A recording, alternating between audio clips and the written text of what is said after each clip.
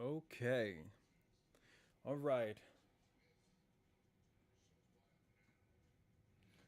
What's going on, everybody? Welcome, one and all, to WWE Backlash 2024 from Lyon, France, live stream. We are getting this going right now. It's not even the pre-show, really. They're just promoting everything to come. They're interviewing people. You got a panel right now of Kayla Braxton, you've got Biggie, and you've got CM Punk. A great trio to have to talk before the pre-show. We don't know exactly when everybody is going to be starting, but we'll see when when they decide to get the pre-show. I'm guessing it's supposed to be slated for about 4 hours, so I'm guessing the pre-show will probably be around 1-ish, maybe 12:45. We'll see. There are only 5 matches on this card. It's not a big card, so I'm guessing that people are going to have a lot of time to do this, to wrestle. So let's see. Did that just give me a thumbs up? What's going on there? That's kind of cool. All right, let's see. Let's see if we can get this chat going. All right. There we go. Okay. Jey Uso's now talking. Jey Uso, one of the main people who's gonna be, I don't know. He got a lot of flack for his opening or his match between Jimmy Uso. It had been hyped up to be something a little bit bigger. I think in the right context, yes, it seemed kind of out of place. They didn't really seem like, ironically, like that they meshed well in the ring, given the fact that they not only had been a tag team for so long, but they're twin brothers. I think uh, they could have had a little bit more. I don't know. I don't even know if it's good, if it's a chemistry issue. I think it was just the fact that WrestleMania 40 was one of the biggest WrestleManias of all time. And I mean, how do you compete when you've got the rest of the bloodline and in the main event? You've got Seth Rollins versus Drew McIntyre. How do you compete with all of those? Not to mention the fact that a lot of stories were culminating. I mean, it's WrestleMania. I mean, you're supposed to culminate these stories, but it didn't seem like they didn't capitalize fully on the Jey Uso, Jimmy Uso storyline. They had started it and then they had kind of split them off. And it originally started with Jimmy Uso leaving the bloodline and then he came right back in. And I remember a lot of us were just watching it and just going like, what the hell is going on? And that was like one of the only times where we really started thinking that the bloodline story had more was starting to crack a little bit, and they adjusted the course, right? I mean, they focused right back on Roman. However, it was it still wasn't exactly what we thought was going to occur with them. And then when they finally started attack, when they finally actually started, you know, fighting, then and they had their match at WrestleMania, it didn't live up to the hype as much as we really thought it did. And it's half. It's not really their fault. I mean, again, how can you compete? Okay, we're seeing Backlash France. We're seeing a countdown right now. Right now, we're at 26 minutes and 12 seconds until the pre-show, and then we'll get this thing going. Now, interestingly enough, why did they choose Lyon, France? Well, internationally, the WWE is key on understanding their market, especially now that Vince McMahon is gone and you have nothing but Triple H and the Paul Levesque era, which I don't know if you've heard that enough. I mean, I don't think they've ever mentioned it. Not once, not even in a Paul Heyman Hall of Fame induction ceremony or induction speech. Now, the interesting thing about it is that they've capitalized on the international market, which makes sense. I mean, you look at Backlash 2023 in San Juan, Puerto Rico. I mean, Oh my God. That was one of the most electrifying crowd I have seen ever. And a lot of the WWE wrestlers said the same thing. Not even the Saudi Arabia crowd was that energized, but the Puerto Rican market for wrestling is undeniably big. Not to mention, I mean, you have so many great wrestlers that have come from Puerto Rico, but not only that, just naturally, if you are invested in a product and you only get to see that product live once, you're damn right that that crowd is going to be electric. And judging by everything that we saw yesterday and the day before, when in France when they're live, and even SmackDown, this crowd is freaking crazy. And it's so funny. They're doing the yes chant, but it's so funny because they're just saying we, and it's that's a really really interesting thing, spin on the yes chant, because I haven't, obviously it's France. I mean, they're not going to see yes, yes, yes. I mean, given the fact they probably already understand them each other, but and understand everything they're saying, despite the fact that Cody Rhodes, and I was laughing about this when I was watching Cody Rhodes talk yesterday, was that Cody, like, he was talking on SmackDown, and he does his normal Cody Rhodes shtick, the whole, character that didn't get over in AEW. And the funny thing about Cody Rhodes is that his promos are very intelligent. They're very well paced, but he uses a lot of sophisticated language, and it's only really, really incomprehensible if English isn't your first language. And just listening to him talking, the little nuance and subtext that he was giving AJ Styles yesterday, I just started laughing, and I was like, because it's in front of the French crowd, and they just started singing. They just started chanting and singing. They're like, fuck, I don't know what he's saying. I'm just going to sing and have a good time. Which, again, if you're only going to see 2 performances out of this guy, why not? Why not? Now, France, there have been other wrestling events that have happened in France, but this, ladies and gentlemen, is a premium live event. The first premium live event to ever happen in France.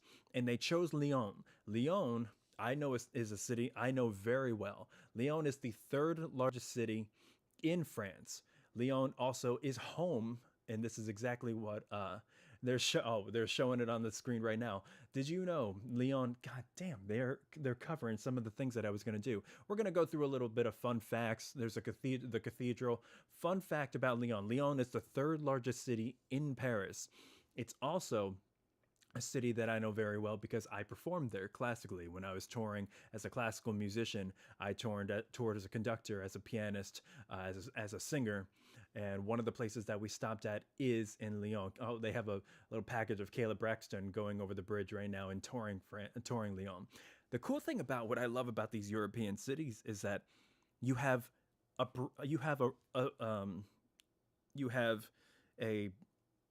river, whether it's the Seine, whether it's the River Rhine, and on either side of the bridge of the river, you'll have either the old city or the new city.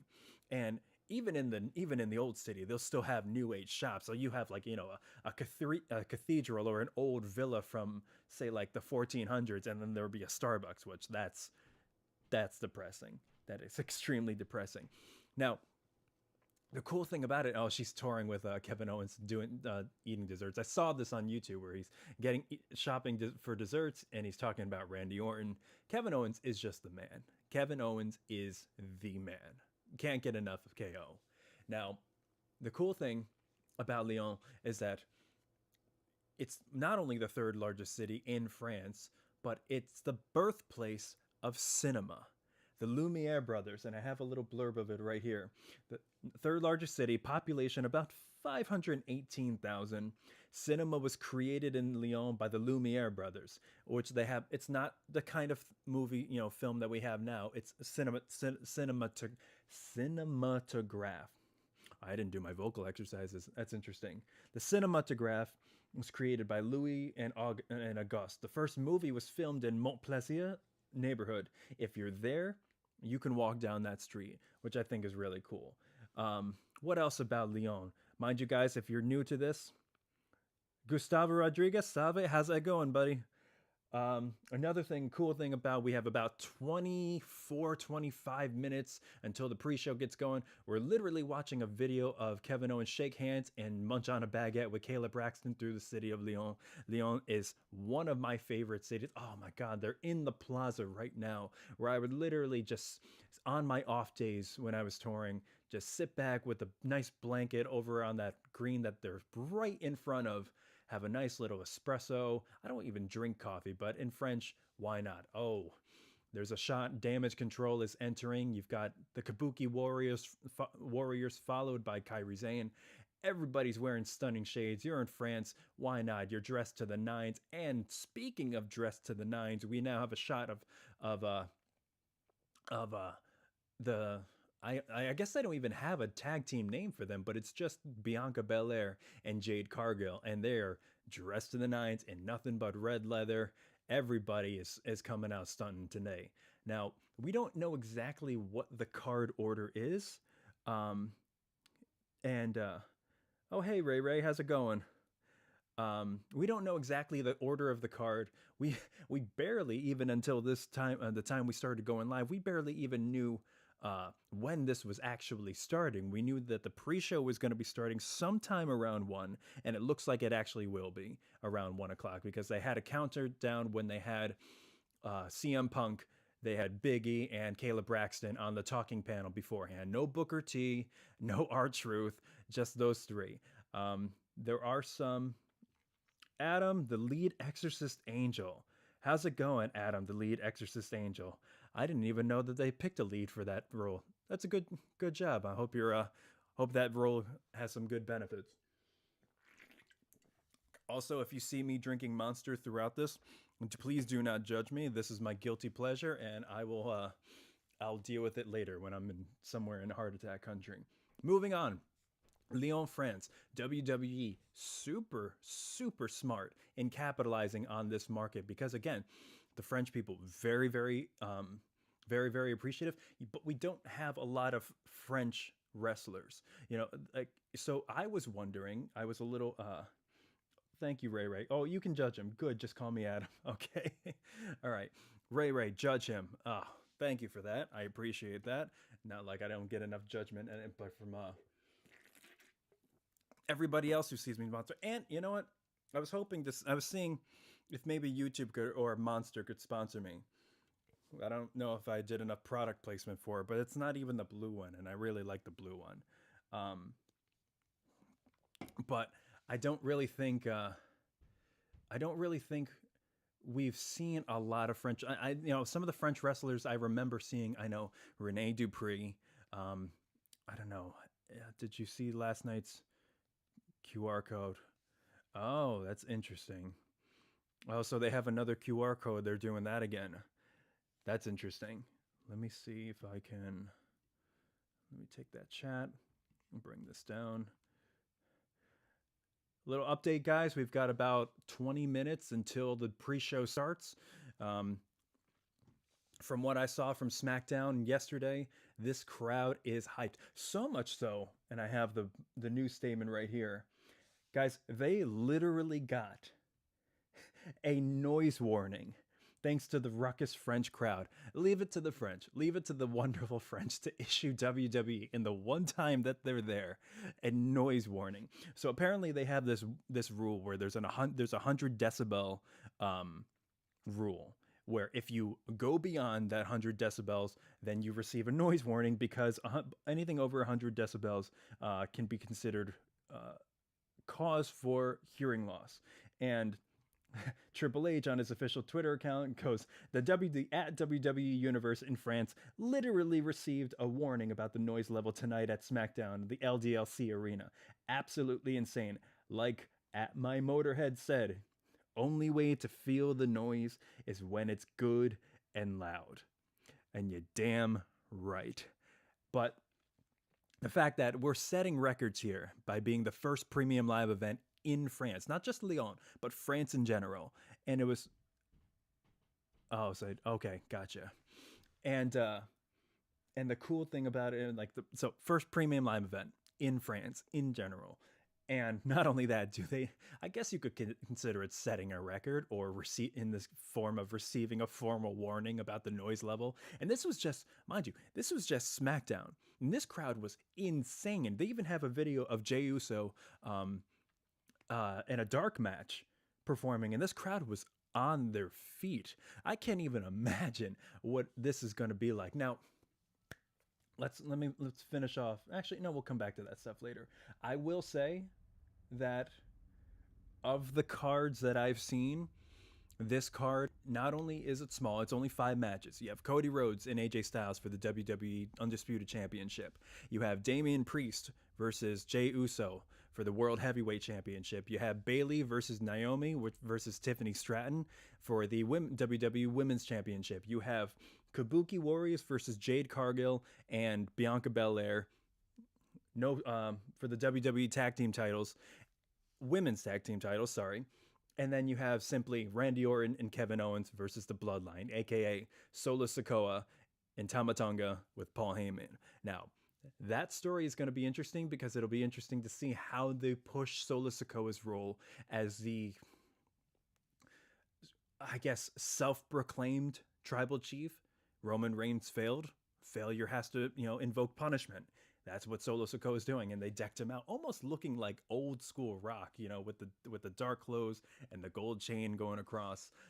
The only thing he needs is literally a turtleneck, but I don't know. You're gonna fit that massive neck in any kind of turtleneck. The thing's gonna stretch the seams out until it pops.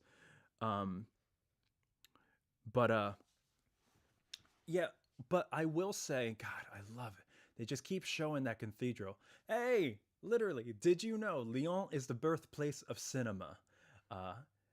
I remember when I was there, I had hyped up to all of my fellow musicians that were there with me when I was performing there and I was touring that I knew French. I taken French in class. I had, I was a voice major. I was a classical music major.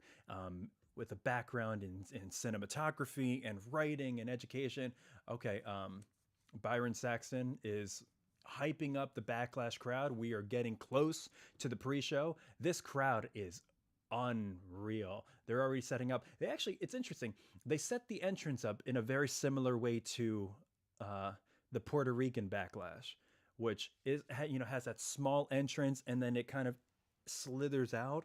Now, I know that just really has to do with the specs of the arena itself. My God, this place is packed. They did dark off a little bit of it, but you can still see people as far as the eye can see. That's really cool. Who are they bringing out? I have this thing on mute. If you guys, let me know if I turn this up, if this is ever too loud. Oh, okay. They have the French commentators come out. Wow, you could not look more stereotypically French than these guys. Looks like an older Chris Hardwick. That's interesting. They actually look like they're about to they actually look like they're about to like show me a magic trick. Randy Orton, there he is. How the hell does anybody know how old Randy Orton is? Because the fact that this guy can look this good at that age is unbelievable. I remember I just watched a video of, I don't know if you guys saw it. Let me know if you saw that video of Randy Orton and CM Punk rewatching one of their old matches, and Randy was talking about how young he used to look and how wrinkleless his face was, and I'm like, yeah, I mean, you still look like you were chiseled out of marble, and like I spend all my time trying to achieve that. I have protein powder. These motherfuckers do not help. But I still try. I'm training for a 5K, so I'm trying to run like 3.5 miles every day just to get myself conditioned to it. But I am by no means a long-distance conditional runner. But anyway, enough of my physique complaining. This is one of the more, I would say, predictable cards that I've seen. It's post-WrestleMania. I mean, how the hell... The one of the challenges that they run into is just having such a monumental premium live event, the biggest WrestleMania in history, How do you top that? How do you top going from WrestleMania 40, where Cody Rhodes finishes the story after the first WrestleMania when he didn't, having to have him win two Royal Rumbles back to back, have Wrestle the night before, and kudos to Seth Rollins for putting everybody over before going off to have knee surgery, putting everybody over. Cody Rhodes finishes the story. It's one of the biggest moments in WrestleMania history. How do you go from that to the next pay-per-view? And I actually think it's really, really smart to corner the international market for all of these other premium live events that aren't the big ones. Like it's Royal Rumble, they already said.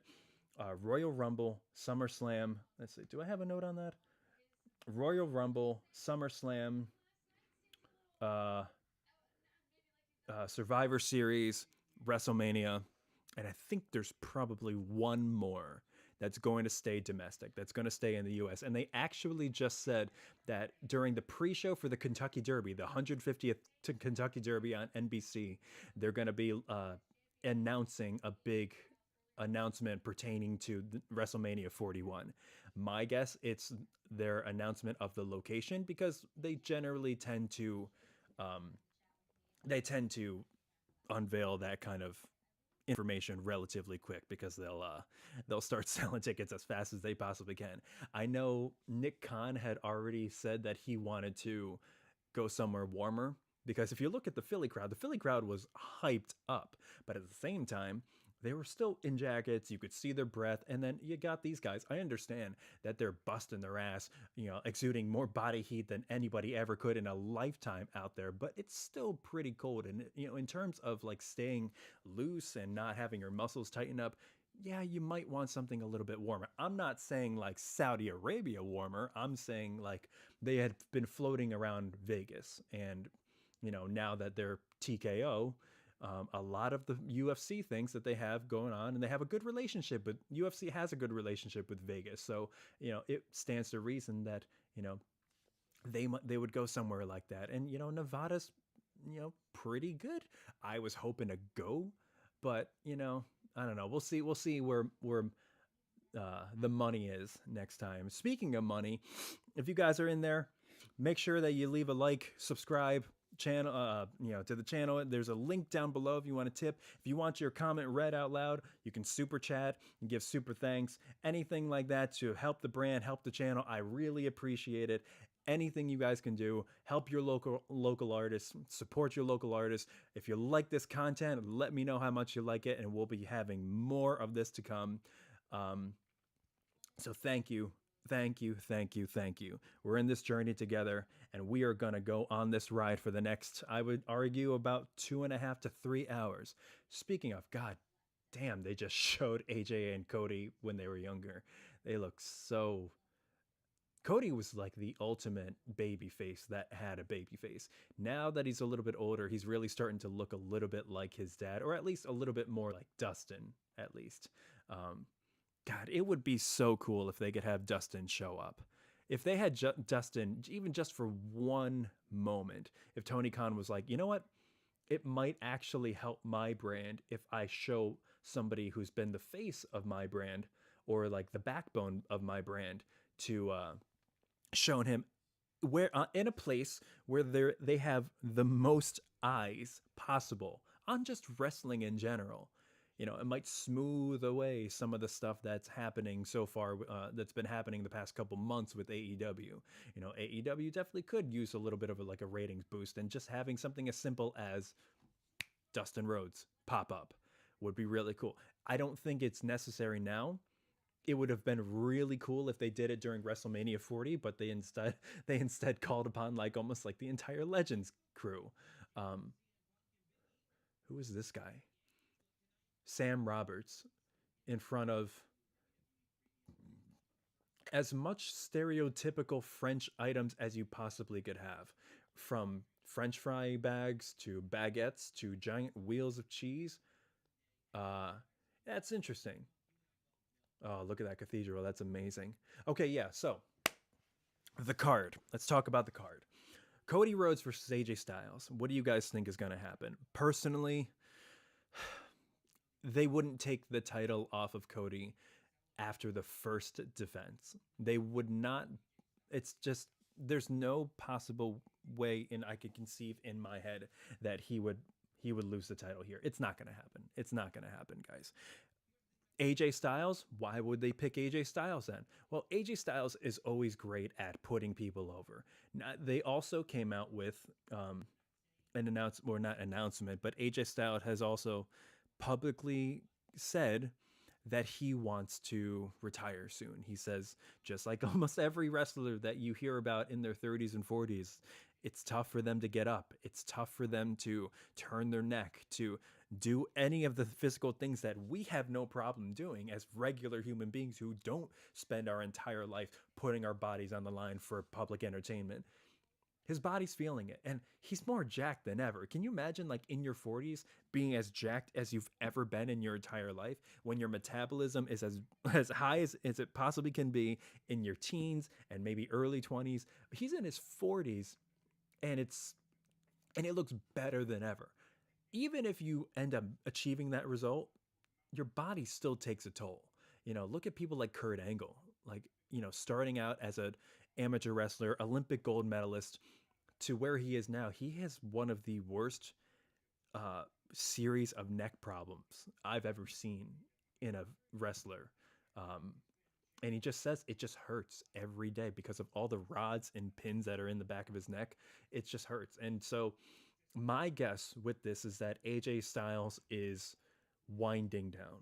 As much as we hate to admit it, as much as we hate to see, I remember he was one of the first people that got me into TNA. I remember when I was a kid in high school, we would go to ski club, and I'd have like my snowboard in the giant brown coach bus, and I would watch on my little, what the hell was it? It was an iPod Classic. I would have downloaded the night before the latest TNA episode, and I remember seeing Robert Roode. I remember seeing Abyss, and I definitely remember seeing Christopher Daniels and AJ Styles go at it. Christopher Daniels with his best moonsault ever, the BME, and AJ Styles with his like phenomenal forearm, his Styles Clash. The kid was exactly the thing that got me into TNA. Nothing else but AJ Styles. And I cannot believe that they signed him in 2016. And I cannot believe that he's still wrestling to this day, just like people like Bryan Danielson. But yes, all good things must come to an end. And it looks like he's on his kind of finale tour where he's just playing the hits. He's doing what he can to put the next, not Cody Rhodes isn't even really the next generation, just putting people over where he can. He's 100% a company guy. He's a team player. I admire everything that he's doing. I admire everything that he's done and what he's done for the business. And if he wants to go out on his terms, let the guy go out on his terms. We're back on the panel. They don't have the clock up there, but it's CM Punk, Big E, and Jackie Redmond. All right, we have, when they're bringing up the card. Yep, today at 1 p.m. Eastern Central Time. Now, all right, that's now. That's literally now. All right, so you have Cody Rhodes, AJ Styles, Jey Uso versus Damian Priest, Bianca Belair and Jade Cargill. God damn it. Bianca Belair and Jade Cargill versus the Kabuki Warriors, Naomi versus Bayley versus Tiffany Stratton. Shout out to Chris Angel. The BME is now the PME, the prettiest moonsault ever. Randy Orton and Kevin Owens versus Solo Sikoa and Tama Tonga. Now, let's talk about the next one. Jey Uso versus Damian Priest. We talked a little bit about how after WrestleMania, Jey Uso is just kind of, he's not mid-card, but he's definitely not the main event Jey Uso that we thought he was going to be, right? He's Cody looks like a beefed up Ken doll to me.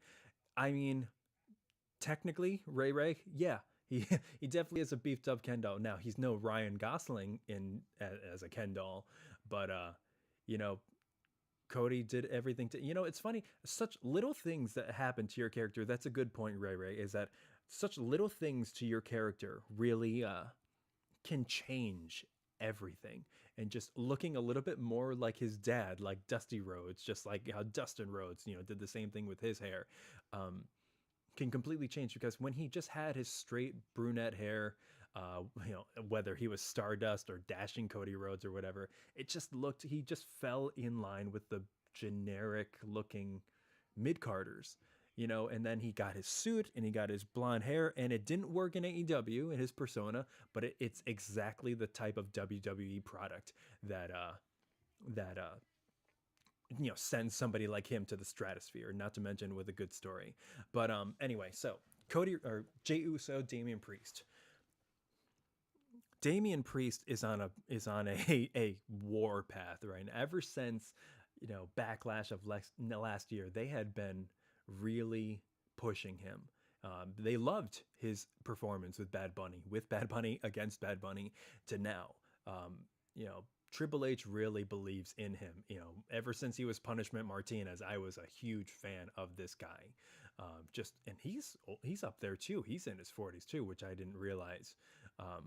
He's going to probably start splitting from Judgment Day. I don't think they're going to take the title off of him, especially to Jey Uso. And I hate that Jey Uso this is happening to him, but I don't know. Where do they go with his story now? Do they make him into like I don't know. Do they make him into he's not going to be a mid-carder, I hope, but does he fight Tama Tonga now? Do they get like a renewed renaissance with him? I mean, they took out Jimmy Uso, but when Jimmy comes back, do they do something with him? They finally team up against the Bloodline, and then Roman comes back as a babyface, maybe against The Rock, maybe not. I don't know. I guess The Rock is a little bit busy doing, unseemly things on movie sets right now. All right, so we have Cody Rhodes coming out. Man, God, we knew that with TKO Holdings, they were going to start doing some UFC-like promotions, but my God, they are going hard on this Prime Bottle promotion work. The ring is not sacred, and the ring mat is not sacred anymore. They literally had yesterday on SmackDown an entire Prime Bottle stand, like right on the right outside the steel steps over by the announcer's table. All right, we've got everybody showing up. We've got Damage Control showing up, looking fly as hell. Cody Rhodes is showing up. We've got Damian Priest walking in with that fly ass purple vest on. That belt does look really good on him. He looks like championship material. Jey Uso's coming in, looking ready to lose. I'm sorry. If he wins, I mean, that will be some shit. I don't think they will, because I really want to see a good run from Damian Priest.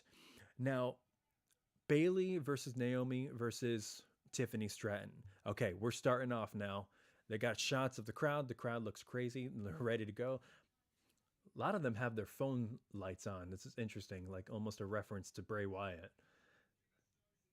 Interesting. All right.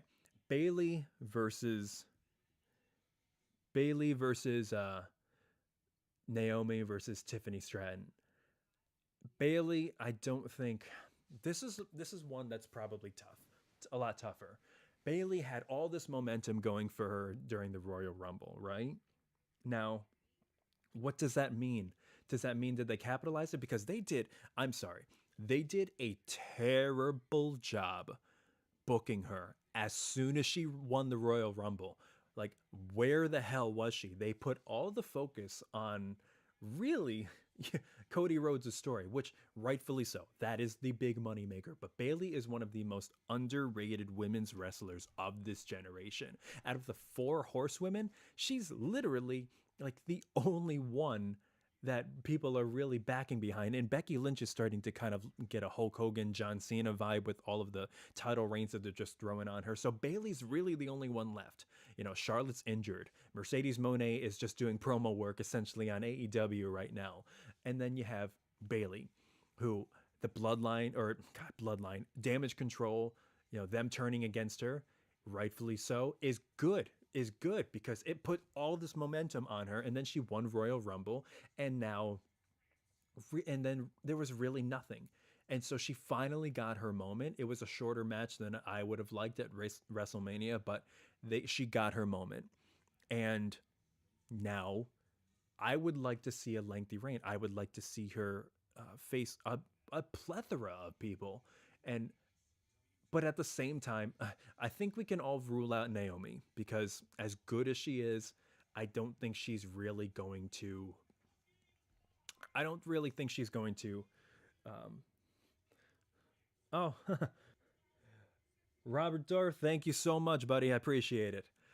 I don't think that Naomi's really going to play much of a part in winning. She's definitely not going to win, but I think really one of the reasons why this is happening is maybe because they don't have as much faith in Tiffany Stratton to have a one-on-one as they would like. So they've been putting her in matches like the Elimination Chamber. Triple H they just put up a post from Triple H about the noise complaint that they got. SmackDown, if you guys are watching now, oh, Ray, thank you so much. $5. I appreciate it. Thank you so much. I appreciate you. If you love more, guys, if you love more and you want more from the channel, leave a super chat, leave a tip.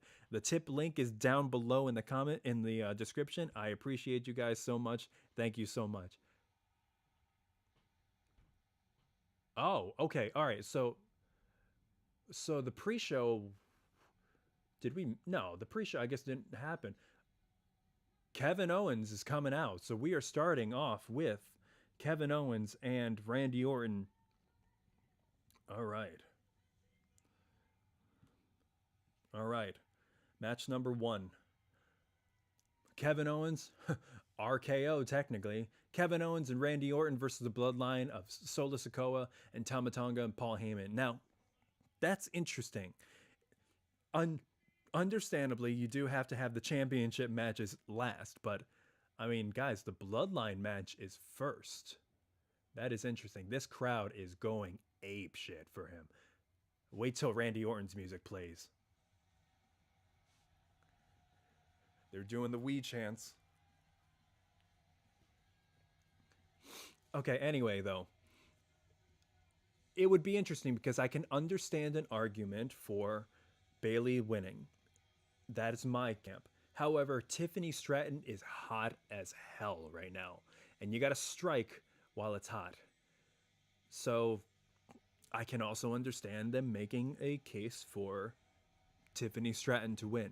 But then do they, if that happens, I would like to see Bayley get her redemption. I would like to see a long feud. Maybe this is the feud between them that leads them all the way to SummerSlam. Maybe. It could possibly happen because Bayley needs to get her flowers somewhere. Bayley needs to somehow redeem herself if she loses tonight. If she loses to Naomi, then I don't know what they're doing. But Triple H is a master booker. He's a long-term storyteller. He invests and is patient with his wrestlers. So I don't think he would do something like that. But I can also see Tiffany Stratton winning. What I'm interested in seeing is you have Naomi with the split leg moonsault, and then you have Tiffany Stratton with the PME, the prettiest moonsault ever. So I kind of hope that they do something with that. I also would really like Bayley to change her finisher because, like, I mean, when you have things like the prettiest moonsault, actually, for that matter, I would like Naomi and Bayley to change their finishers because if you're running into an ass or you have a belly to belly, I mean, how is anybody going to, how is that going to knock anybody out? You're running into an ass. Has anybody not been knocked out by running into an ass? If you have, let me know. I would love to hear that story. Sponsor me, Monster. Randy Orton coming out.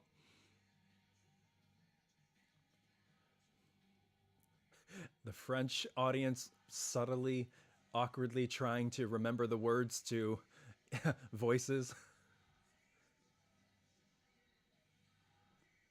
I mean, honestly, just like the San Juan crowd last year at Backlash, they pretty much use this as they use this as, no, not just a wrestling event, but also a concert, because to hear them,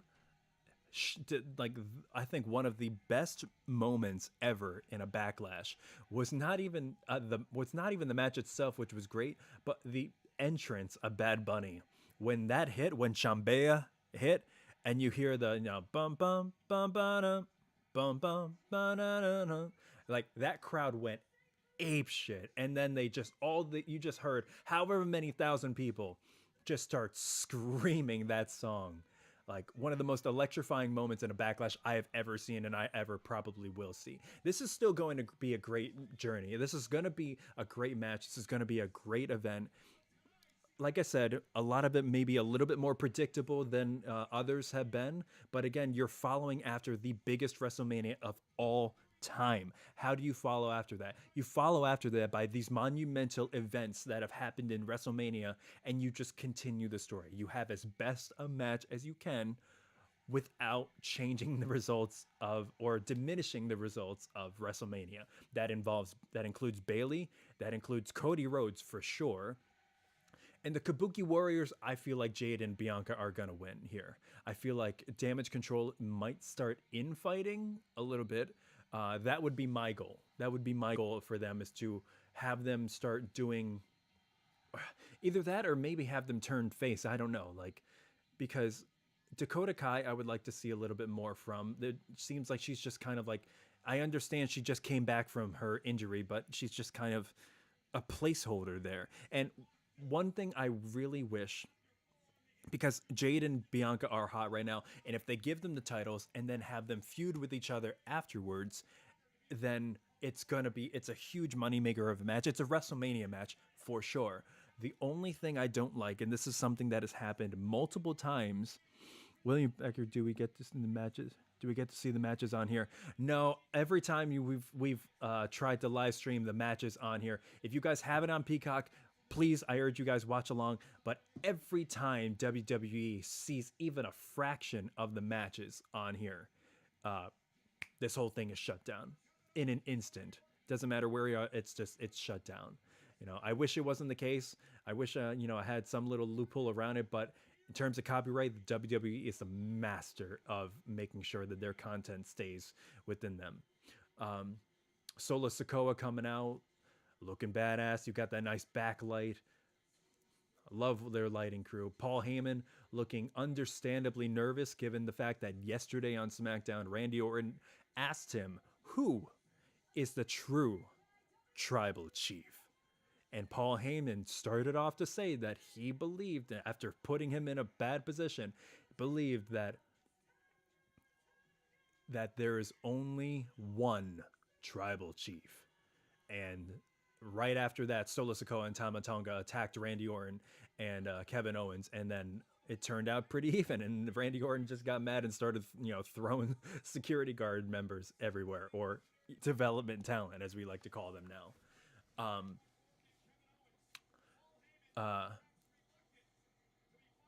Yeah, I would like to see the tag team titles, the WWE Women's Tag Team titles. Unfortunately, and WWE has a problem with this, is that they've turned them into like almost these MacGuffins to fuel singles matches.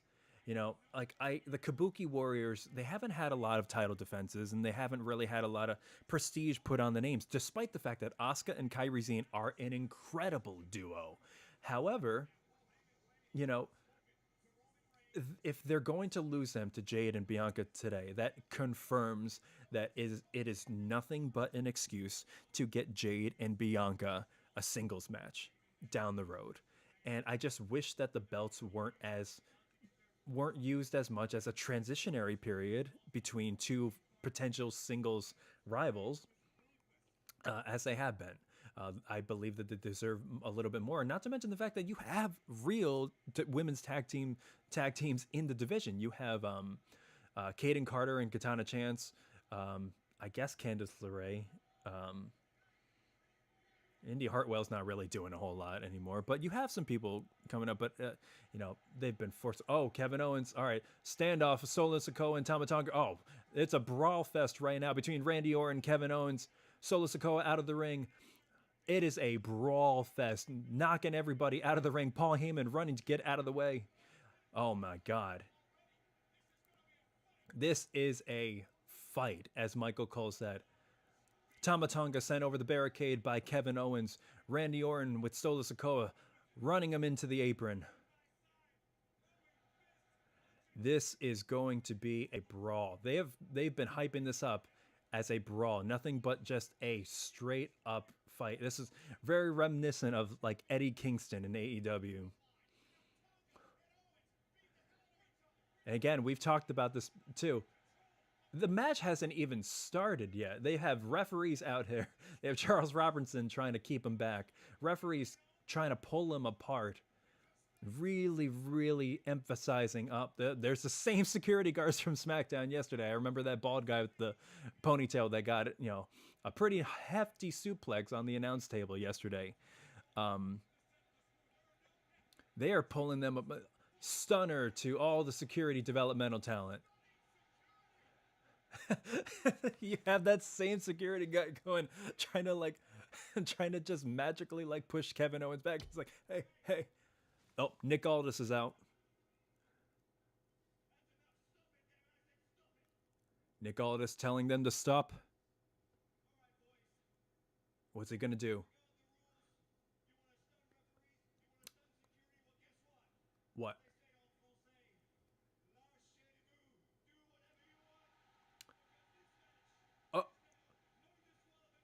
Lâchez-vous by Nick Aldis coming out saying, you want to do whatever you want. You want to ignore the rules. Do whatever you want. This is a no disqualification match, ladies and gentlemen. It is on. Throwing prime bottles everywhere. There is literally a stand of prime bottles in the corner. Randy Orton and Solo Sikoa in the crowd fighting. Kevin Owens laying hammer fists on Tonga on the announce table.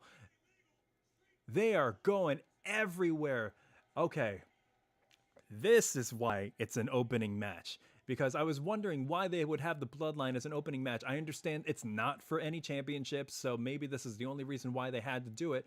But this is an opening match to hype this crowd up. Randy Orton and Solo Sikoa deep in the thicket of that crowd. Kevin Owens and Tama Tonga just crossed over the barricade, literally fighting over people's laps.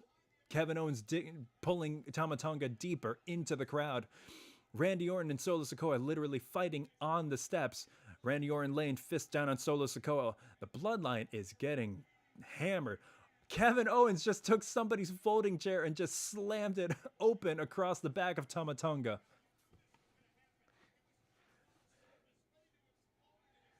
They had been fighting. And doing sneak attacks on each other multiple weeks now.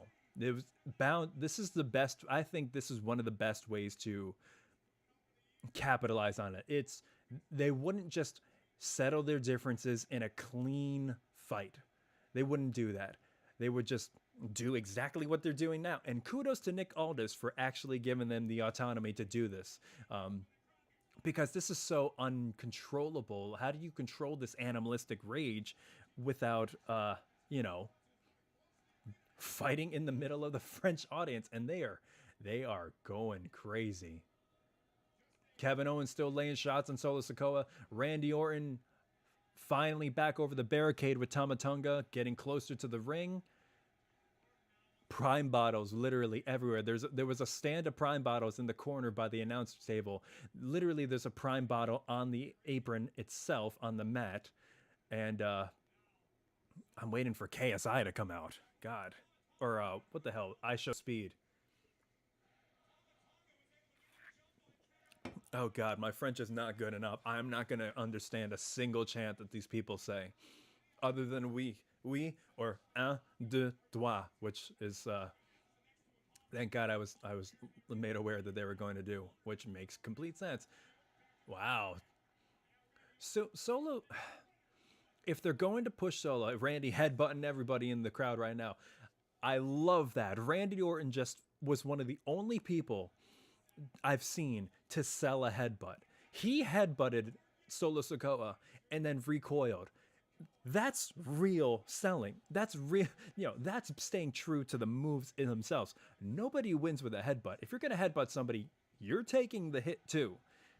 Kudos to Randy Orton being the veteran mastermind that he is. Master at his craft, selling a headbutt.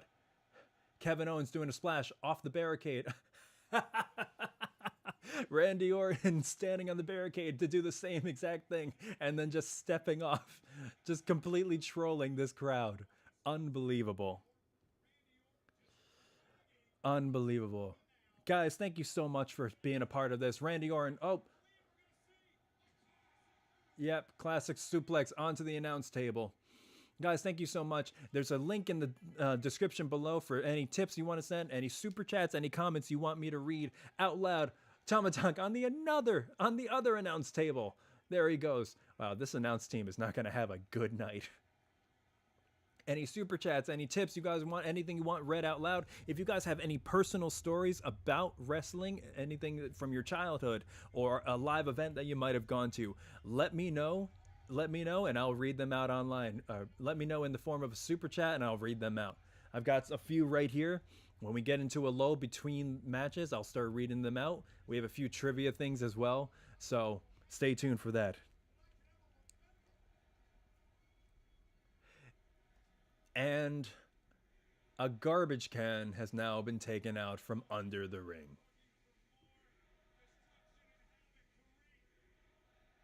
Are they saying we want tables? Oh, Randy Orton right over the head of Tama Tonga with the garbage bin. Solo Sikoa waddling into frame. Kevin Owens has the lid of that garbage bin. Oh. Right in the midsection of Solo Sikoa. Now Kevin Owens being tossed a kendo stick by Randy Orton, going to town on Solo Sikoa's back in midsection. It is absolute carnage out here, ladies and gentlemen. You have steel steps thrown about. You have trash cans being put over the head of Solo. Again, you have prime bottles all over the ground. You have destroyed announce tables. And still stuff is being pulled out. I don't even think they're going to ever come back into the ring. Oh my God. Are they chanting ECW? Because that would be absolutely awesome. Oh, kendo stick on Tama Tonga now. They are... Owens and Randy Orton are going absolutely ham on the Bloodline. If this ends in a complete squash, I will be shocked. All the pressure that they're putting on Solo Sikoa to be the new tribal chief, at least until Roman Reigns comes back or The Rock comes back from filming. Maybe this is just me. I don't know. I have a feeling that the Bloodline has to have some sort of comeback. You got Kevin Owens literally pulling out a table, Randy Orton pulling out a table and throwing it into the center of the ring. If this is just a complete babyface eye squash heel match, then it's a good crowd pleaser. It's a way to get this crowd on their feet and, you know, into the fighting. But I mean, what does that do for the Bloodline story if they are just completely squashed by two people who just became a tag team? Which, I mean, to be fair, I guess the Bloodline and Solo Sikoa and Tama Tonga just became a tag team, but still, Tama Tonga fighting back. Kevin Owens off, still not in the ring yet. Randy Orton in the center of the ring setting up a table. Are we going to see an RKO through a table? I have a feeling. Yes, this is all supposed to further the story of you know, Kevin Owens the chop, frog splash onto Tama Tonga through a table, off the apron, onto a table outside the ring. Kevin Owens literally just screaming in Tama Tonga's face. Randy Orton stalking his prey behind Solo Sikoa, grabbing Solo Sikoa right by the table.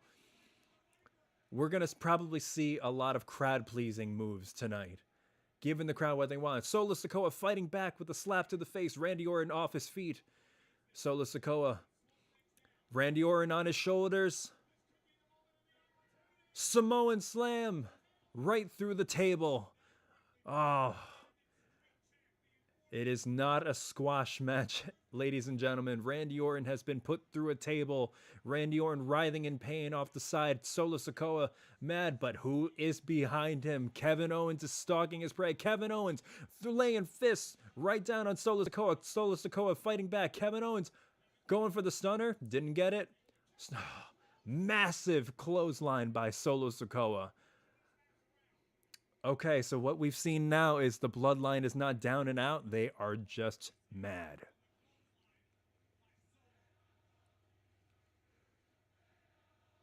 Sikoa is 100% the beast that they have laid him out to be. They have set him up.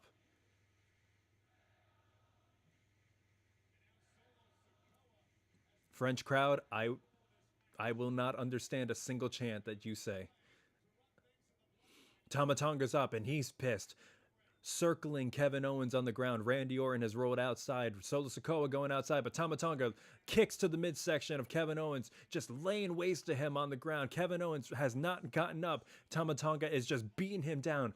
Oh my God, they say kendo sticks are not fun. They're pretty light and they're made of balsa wood, but there is a big red streak against the back of Tama Tonga. You can clearly see how much that probably stung. Another kendo stick into the ring. Kevin Owens grabbing for it, but Tama Tonga got to it first, kicking him in the midsection again. Wow. Tama Tonga just laying waste to Kevin Owens with that kendo stick. Bloodline is 100% back in control. Kevin Owens struggling to get to his feet in the corner. Solo Sikoa with the kendo stick right to Kevin Owens' midsection. Oh. Just beating the hell out of him. Taking their time. Slowly getting trash can lids. And yeah, if Nick Aldis hadn't come out and done this, none of this would have happened. And it's a good move on WWE because this is way more satisfying. Solo Sikoa running right to Kevin Owens in the corner.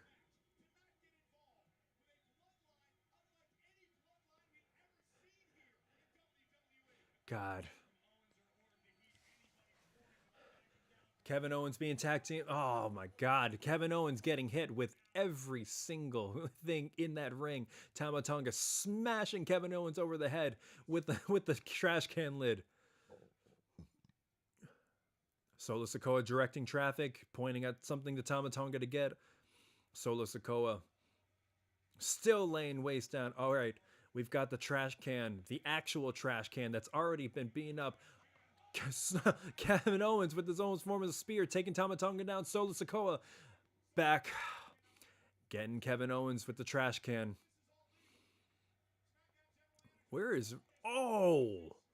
Getting Kevin with the end of the trash can. That is hard to protect yourself against. He's holding his head for good reason. Where the hell is Randy Orton?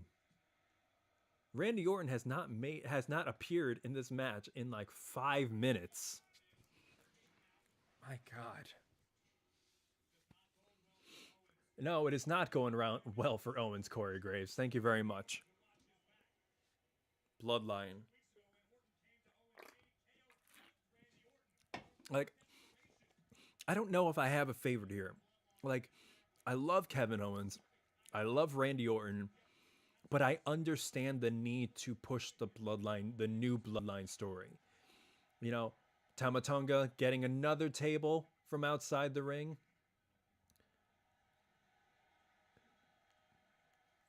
Giving it to Solo. Setting it up against the turnbuckle in the corner. This time, Kevin Owens fighting back, throwing Tama Tonga out the ring. Solo Sikoa, I think he's just super kicked. The camera kind of veered off. Super kick Kevin. Kevin is limp in the corner, the opposite corner from the table. Solo Sikoa grabbing Owens by the face, playing with just playing with his prey. Kevin Owens, fight. Owens, fight. I understand. I prefer the Bloodline to win to push this new Nexus version of the new Bloodline. Kevin Owens turned it. Oh, Solo Sikoa through the table. Fight, Owens, fight. What do you guys think? You have a pick. Show me, or let me know. Who's your pick for this? This is the first time we've seen Tama Tonga in a WWE match.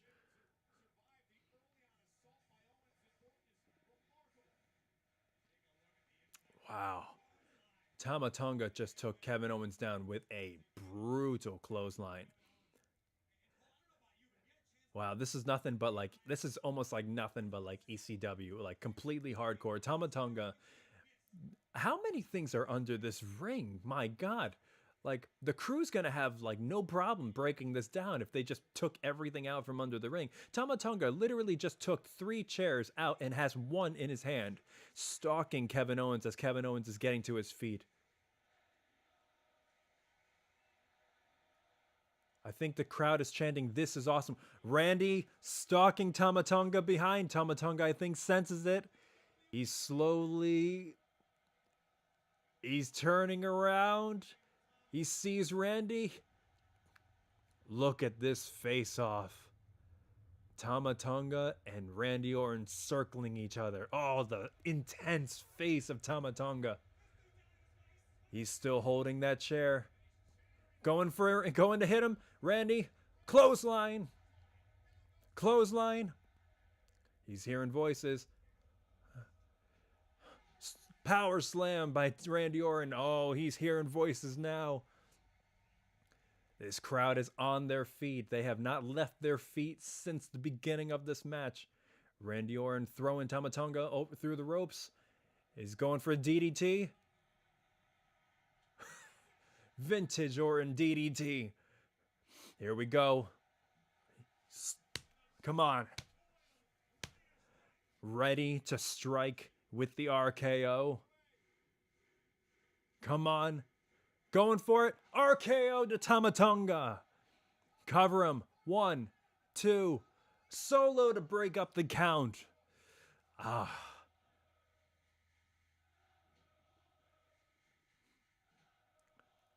They are the French crowd. This crowd in Lyon is going nuts right now. Solo taking Randy outside, slamming his head against the announce table. Solo looking at the announce table, clearing it.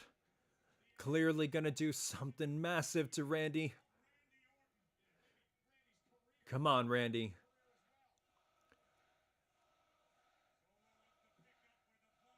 They do not like Solo right now. But come on, if you're gonna make Solo look like a beast, do it now. Randy Orton on the table, Solo Sikoa on the table as well. Stalking Randy. The crowd chanting RKO, but Solo's raising his thumb. Is he gonna Samoan spike him on the table? He's going for it. Randy, RKO on the table. Oh, the table doesn't break. Oh, Randy's selling that like it was the hardest one he ever hit. That crowd is going crazy for that. Kevin Owens back in the ring. Looking at Tama Tonga, who's slow to get up to his feet. Kevin Owens got a chair. Is he going to do it? Chair to the back of Tama Tonga. Setting a chair up. Chair to the back of Tama Tonga again. Kevin Owens setting chairs up, and every chair that he grabs, he has to hit Tama Tonga in the back first. Another chair to the back of Tama Tonga, and that one sounded brutal.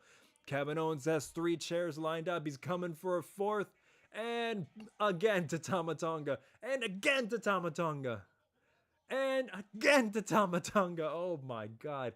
Kevin Owens has 4 chairs lined up. Is he going to lay Tama Tonga on top of them?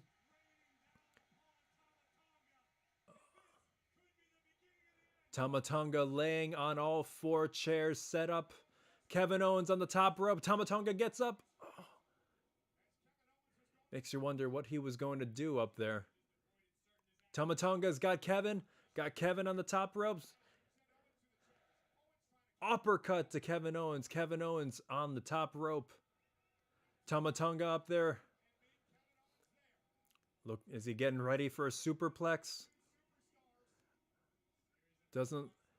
Got him head over his neck. Kevin Owens catching him. Oh! Brain buster through the chairs. Oh! Oh my God. He broke every single one of those chairs.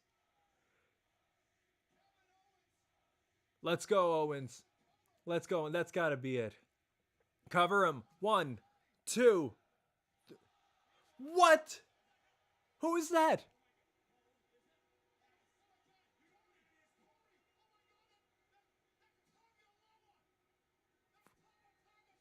Tonga's bro, Tongaloa, Tonga's brother, just pulled the ref out of the ring and stopped the 3 count. Oh my god, he's got steel steps. Tongaloa is in WWE. Slam Randy Orton with the steel steps, and now Kevin Owens.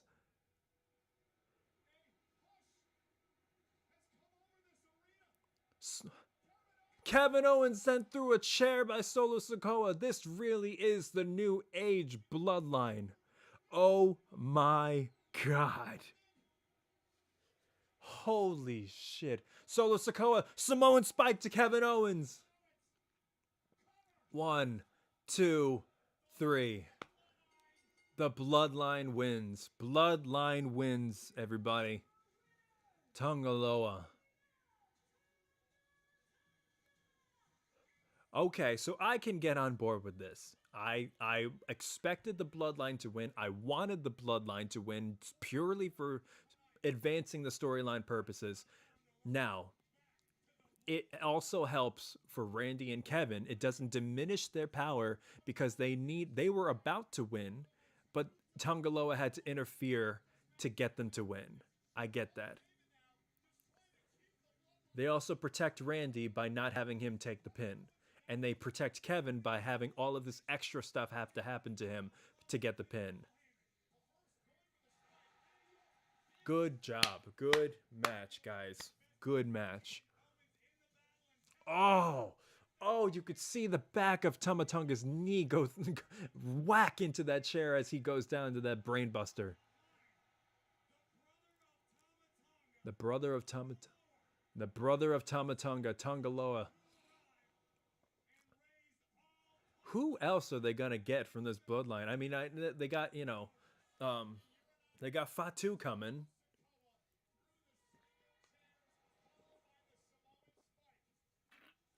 Wow. Good job, guys. Oh, Kevin really selling that spike. He's got spit coming up. Paul Heyman trying to hold the bloodline off as they raised that one finger up. We the ones. Kevin's got so much spit. He's coughing up. Wow. Way to sell it, Owens. Way to sell it, Owens.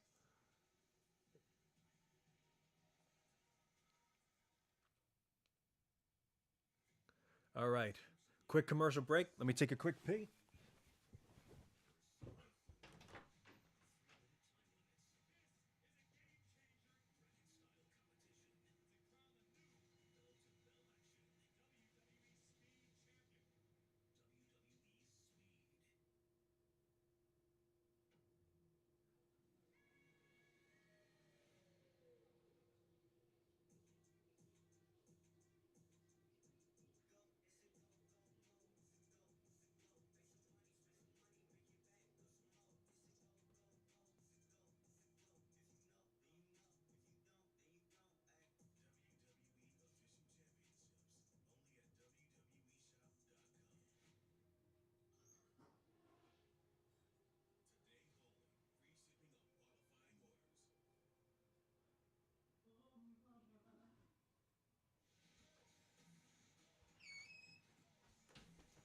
Okay.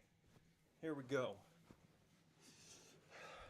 Is anybody out there watching it? LOL hurdling the couch. That's what I do. I hurdle couches. I don't know what that's supposed to mean, but I hurdle couches. All right, we're on a commercial right now, guys. Kevin Owens and Randy Orton were just obliterated by the bloodline. Tongaloa has made his pay-per-view debut in WWE by helping out Tamatonga and Solo Sikoa. Okay. Next up, we have for the WWE Women's Championship, we have Bayley, Naomi, and Tiffany Stratton. Okay. So,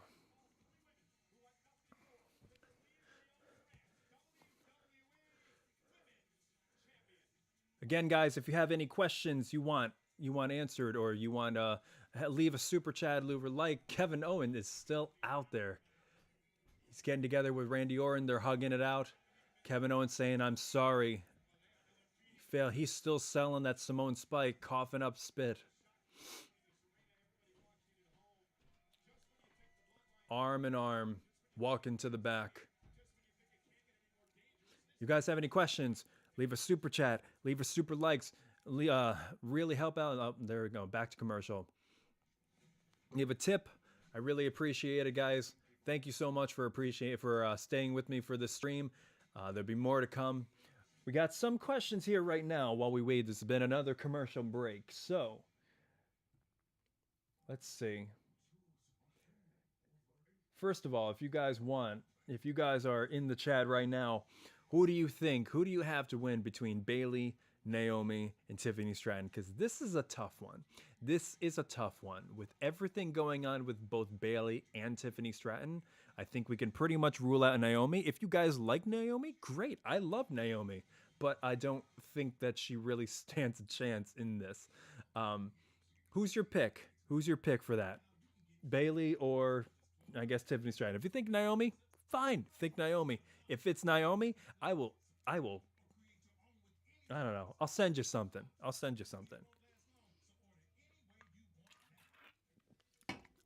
Let's go to these backstage live chat. First off, we've got some personal stories that I want to read out.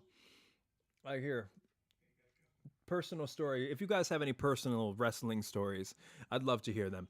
I remember when I was a kid using like the copper piping in my parents' house to like hit over like the backs of my friends. I gave a friend a tombstone pile driver and actually put him on his head. That was probably one of the most dangerous things I ever did. But like, I remember backyard wrestling, on trampolines, or giving people RKOs into the pool. But like, the biggest thing I remember above all, because I used to watch SmackDown, when you had the big fist just right over the top of the entrance in SmackDown. And you had, Rey Mysterio was still flying out from underneath in his little trapdoor. I remember I was with my friends. I was probably about like 8 or 9 years old, and we were just rummaging around in my parents' kitchen for like things to hit each other over the head with. And we found, I don't know if you guys found this, but we found cookie sheets. And we realized that not only were cookie sheets light, because they were pretty much made out of like aluminum or some kind of light metal, but when you hit somebody over the back, it was like a sound, and it made a satisfying sound, like almost synonymous with like a steel chair. And so I can't tell you enough how many cookie sheets we went through, to the point where like my mom made me go when I was a teenager to like Home Goods or like to like some grocery store to get her more cookie sheets, because they all had dents with like the indent of the shape of like somebody's back or my friend's face. And that was another thing. That's one of the reasons why they always said, like, don't do this stuff at home, because you'll end up being a kid thinking that you can just smash a guy in the face with a cookie sheet, and then the guy's like got his nose broken or bleeding. So what about all right. Life Mod 222 says, hands down, the best wrestling experience I've had has been introducing it to other people. Hands down. I couldn't agree. Life Mod, I couldn't agree more with you. Showing wrestling to other people is next level. What do we got? Are we back yet? Showing wrestling to other people, like, it's just been Tiffany Stratton making her entrance now. If you can get people past, the non-believers saying, oh, it's fake. It's like, okay, well then every movie and every soap opera, every Broadway show, every choreographed fight you've ever seen is fake. What I like to tell people when they're starting out is that this is Cirque du Soleil with action. Especially now with all the acrobatics that these people have to do. The bumps aren't fake, all right? You take a bump in the middle of a ring. I did it once.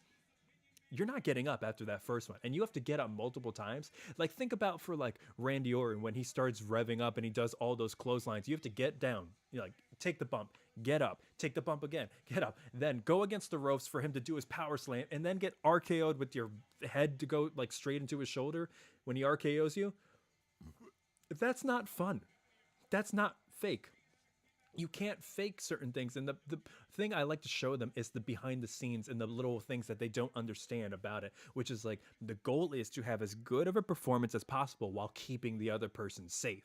So if somebody's, coming at you and they're diving over the ropes out of the ring to you, it's the person who's taking it who has to keep the other person safe. So it doesn't matter if you've been in there for 20 minutes. You have to keep that person safe and prevent them from landing straight on their neck. Tiffany Stratton looking as ready as ever. Naomi coming out. Everything's all dark. Feel the glow. There it is. Naomi coming out in traditional glowing fashion. Wait for the drop.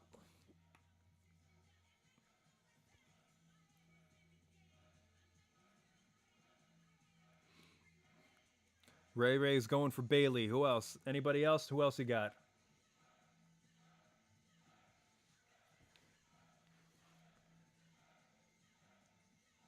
Wow, they are. This crowd has got. It's dark. They've got their phone lights going. They are loving Naomi right now.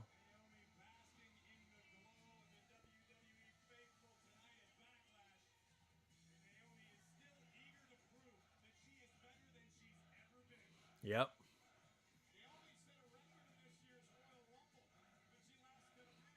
All right, we've got to vote for Bayley. Who else? I mean, an argument can be made for Bayley. An argument can be made for Tiffany. I would say, though, this is a triple threat. So maybe the reason, because we know that Naomi isn't going to win. That's pretty much given. Maybe the reason that this is a triple threat, and maybe the reason that Naomi is here, is so that Bayley can retain by pinning Naomi, thus protecting the push and the momentum for Tiffany Stratton. Because that would make the most sense. If Tiffany's not going to win, you can't pin her. If you pin her, then you lose the momentum. Bayley's coming out.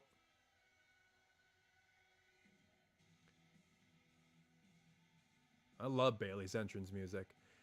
Bayley coming out with the fringe again.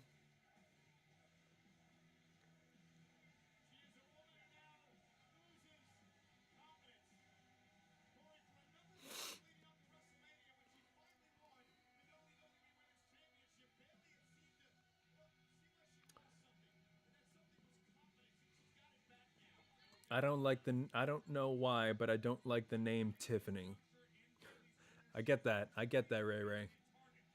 Tiffany, I mean, her whole gimmick is to be this kind of Paris Hilton-esque valley girl, like, oh my god, it's Tiffany. But backing it up, everybody knows, because wrestling fans are so in the know and so intelligent now. We know that Tiffany Stratton, the actual person, came from USA Gymnastics, medal winning, and has used her USA Gymnastics skills in the ring and is jacked beyond all belief, and she is super talented. So like, she can get that character over, even with having the name Tiffany and being that, like we said, that kind of Paris Hilton-esque vibe.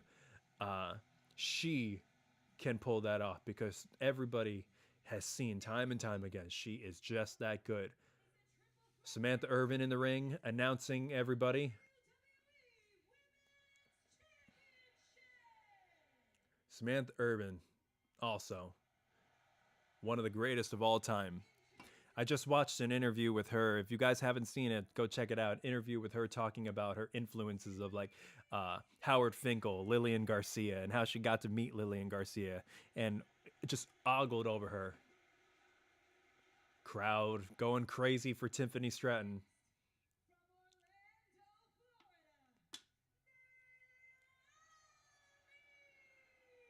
It'd be really nice, I bet it's really nice for someone like Lillian Garcia to have someone like completely fangirl over her, like Samantha Irvin. Come on, Bayley.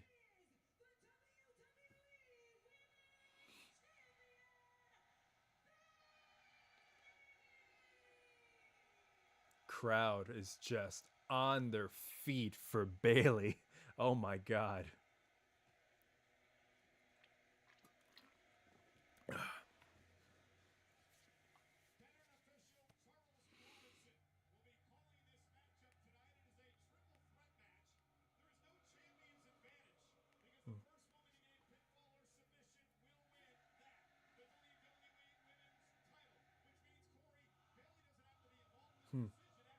All right.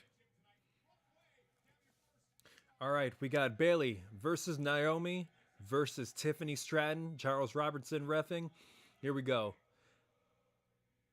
Bayley's feeling this crowd.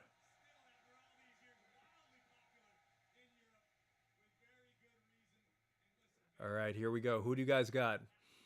Tiffany Stratton saying it's Tiffy time. It's Tiffy time. What do you guys think?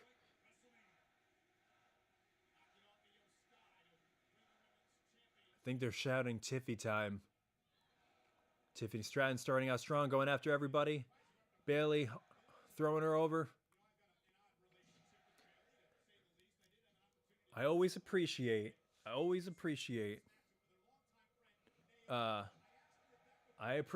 triple threat matches. They are so hard to book. They are so hard to put on.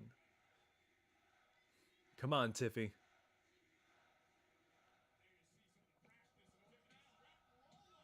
I don't know if I have a favorite. I don't think it's that easy for me, but if you guys like, let me know. Let me know who you got.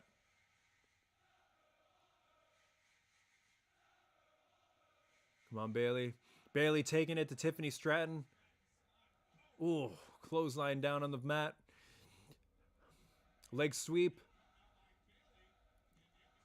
Quick cover to Naomi. I hope Naomi gets something out of this too. Oh, Naomi pinning Bayley. 1, 2, nothing. Pinning Naomi. 1, 2.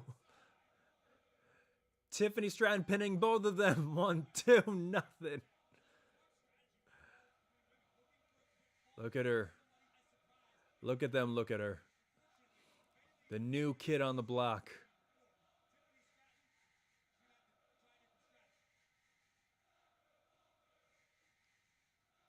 I don't. The crowd is so into it. It's just I don't know what they're saying. The only French I know is like Je suis désolé, mon français est mauvais, which means I'm sorry, my French is bad, which should say everything after that, because everything said after that is going to be in English. Oh, Naomi with a nice slide. Kick to the midsection of Tiffany Stratton. Naomi running. Drop kick to Bayley. Oh, and a boot to the face by Tiffany Stratton. Tiffany Stratton got Naomi in the corner. Tiffany Stratton going to her corner. Tiffy time. Round off. Back handspring. Boom to Naomi in the corner. Classic textbook Tiffany Stratton.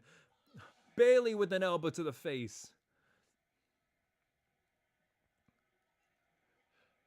Bayley rolling over. Trying to get Naomi to be pinned. Naomi not doing it. Tiffany Stratton drop kick to Naomi. Bayley to pin. And drop kick to the face of Bayley by Tiffany Stratton. Tiffany trying to cover. 1, 2. Nothing.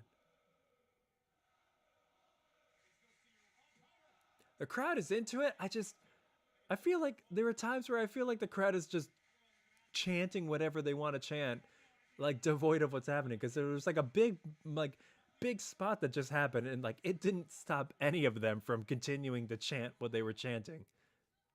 This kind of happened last night with Cody Rhodes and AJ Styles' promo. They just chanted the whole way through it. All right. Tiffany Stratton is in control, pointing at her wrists. You know what time it is. Tiffany Stratton to the back of Bayley.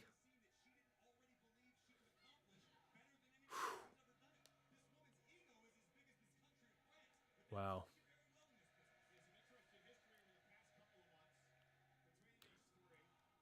Oh, they're singing the Bayley. Hey, Bayley. That's what they're singing. Okay.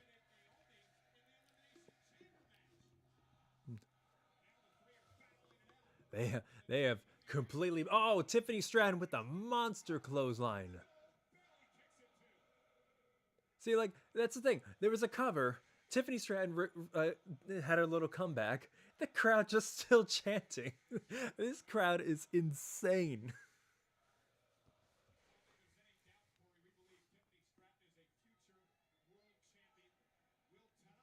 Michael Cole calling it Tiffany Stratton, a future world champion.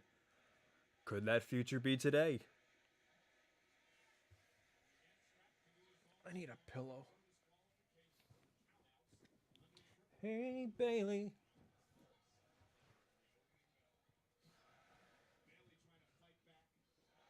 Hey.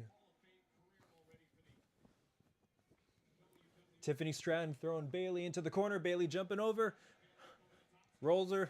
1, 2. Nothing.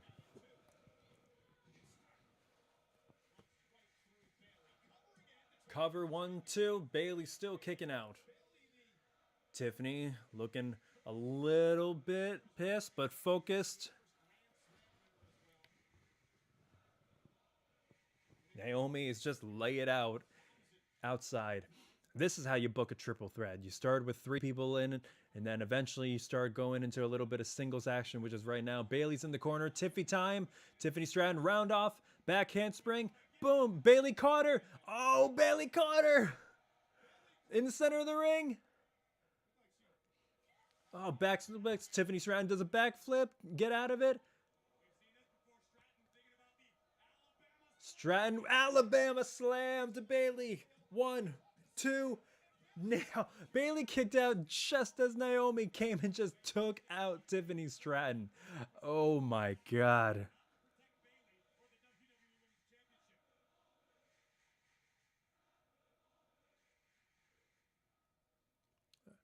Naomi and Tiffany now. Tiffany with a kick to the midsection to Naomi. Naomi spearing her out through the ropes, out of the ring. I don't think this crowd has a favorite. This crowd is equally electric for every woman in this match.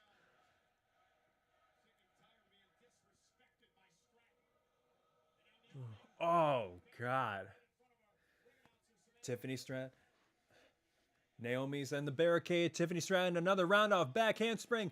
Back into Naomi. I don't know. Was the barricade supposed to go through? Or was the barricade supposed to break? Because when was that before? Did that happen in who was it? Was it Charlotte or was it Becky?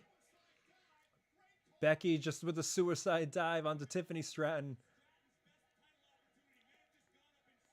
A lot of this match is just kind of getting Naomi out of the way. They just threw her over the barricade, and now it's back to Bayley and Tiffany. Oh, Bayley's going to grab Naomi now. Oh, Naomi with a kick. Naomi on the barricade. Hyping the crowd up. What's she going to do? Oh, neck breaker onto the mat. Oh, my God. And again, with people out there thinking wrestling is fake, you cannot fake that bump. That will hurt no matter what. Protect your neck all you want. It's still going to hurt. Naomi's got Tiffany Stratton's head between her legs and she's twerking. I never thought I would see that. Split-legged moonsault to Tiffany Stratton. 1, 2. Bayley broke it up.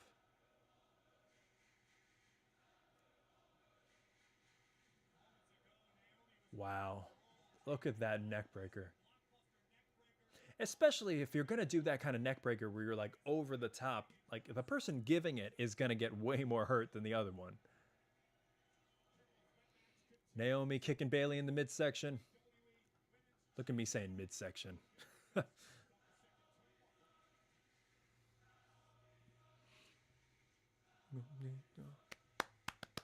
Come on, Naomi. All right, Bayley on the top rope. Naomi's got her on the top rope.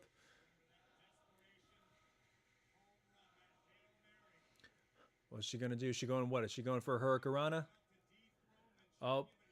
Oh, Stratton pulled Naomi right off. Tiffany Stratton got Bayley on the top rope. Got the arm hooked. Naomi coming back. Going for a power slam. Or power bomb. Tiffany Stratton. Tiffany is up. What she got? Oh, power bomb. Tiffany kicking out at 2. Naomi's got her to submission. She's got the arms hooked. She's going to tap. Come on, Bayley. Is Bayley still on the top rope? Oh, Bayley in the diving elbow. 1, 2. Naomi kicking out. Bayley jumping on Tiffany now. 1, 2. Bayley's getting pissed. Bayley's getting pissed. What are they chanting? They've been chanting the same thing for like 10 minutes. This crowd is insane, guys. I can't even. It's. Come on, Bayley. Tiffany in the corner. Naomi. Going to Naomi. Or. Wow. Bayley running. Sunset. Tried to sunset Tiffany. Tiffany getting down. 1, 2. Oh. Bayley. Trying Bayley to belly. To Tiffany. 1, 2. Tiffany kicking out. Wow. Nope. I'm stressing, guys. Bayley stalking Tiffany. Laying down fists. Come on. Come on. Bayley, Tiffany pushing her away. Throwing Bayley shoulder first into the ring post. Bayley is just laid out. Tiffany pulling her back in. Tiffany got Bayley on her shoulders. Whew. Rolling senton. Is it time? Oh, looking like she was trying to set up for the PME, but Naomi dragged her out and is just laying fists down on her outside the ring. Kicking Naomi off. Stratton. Alabama slam to Naomi. No. No. Oh my God. Rolling Alabama slam onto the announce table. Naomi is out. This announce table is getting the worst treatment. During Alabama slam to Bayley on the no. Oh. Alabama slam to everybody on both announce tables. Bayley is out. Tiffany throwing everybody back into the ring. What's she gonna do? Yep. Bayley and Naomi on the apron. On the middle of the ring. Prettiest moonsault. They both roll out. Tiffany rolling to her feet. Oh. That was almost like a 3D. Naomi and Bayley teaming up against Tiffany, realizing that the person to take out is Tiffany. That's what you do. You take out one and then you focus on the other. Now they're chanting, "This is awesome." Bayley and Naomi, two good friends, squaring off one-on-one in the ring, throwing elbows at each other. Come on. Kick to the head. Come on. Naomi rolling Bayley up. 1, 2. Bayley, 1, 2. Bayley just pinned Naomi. 1, 2, 3.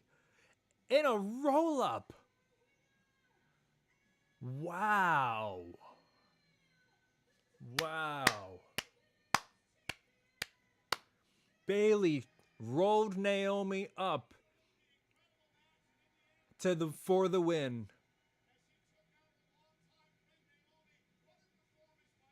Wow. What did you guys think of that?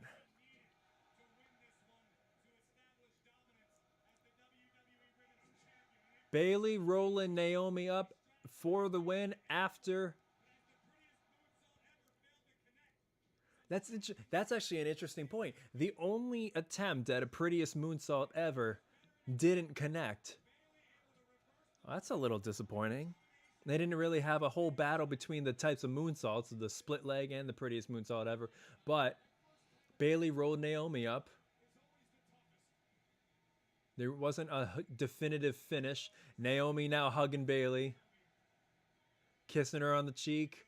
Good sportsmanship. Pulling her back into the ring for some friendship. So she's going to raise her hand. Why do I feel like this isn't going to work out? Oh, nope. Naomi's leaving. Okay. All right. Interesting. Bayley walking around the ring, celebrating. All right. I think that was it. What'd you guys think of that one? Bayley retains, pinning Naomi in a roll-up. No definitive finisher, nothing like that. And they both teamed up to take on Tiffany Stratton, which does protect Tiffany Stratton and does make her still look strong, which is good. You know, I think I was expecting maybe like a little bit more of a definitive finish. But if this, the problem with Backlash, not a problem, but the interesting challenge that Backlash has to face is you're setting up new stories. You know, this is kind of just the beginning. You don't have a whole lot of time right after WrestleMania, which is why like a lot of Backlash used to be like WrestleMania rematches, you know, in the early days. But now you have a lot of people setting up new stories. So, you know, you're like, if this is just a way for Bayley and Naomi to have a singles match or turn on each other or something with Tiffany, I guess this is a good way, because you just had a roll up and just like, all right, fair contest, you got the best of me, that's it. But overall, good match. These women put on a great match. The crowd was into it. They fed off of the crowd. They did a really, really great job. Bayley retained. Figured Bayley was going to retain. Wasn't completely sure though, because of Tiffany Stratton in the way that they were going to deal with her, but they protected her, so that's good. You got Jey Uso on the screen now. Ooh, face to face with who walks in? Solo Sikoa, Tama Tonga, and now Tamaloa.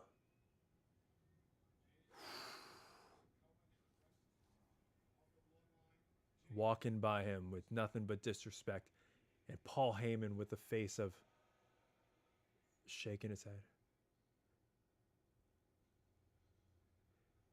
Shaking his head with the look of either, I can't believe this is what's happening to me, or don't get involved. Oh. Okay.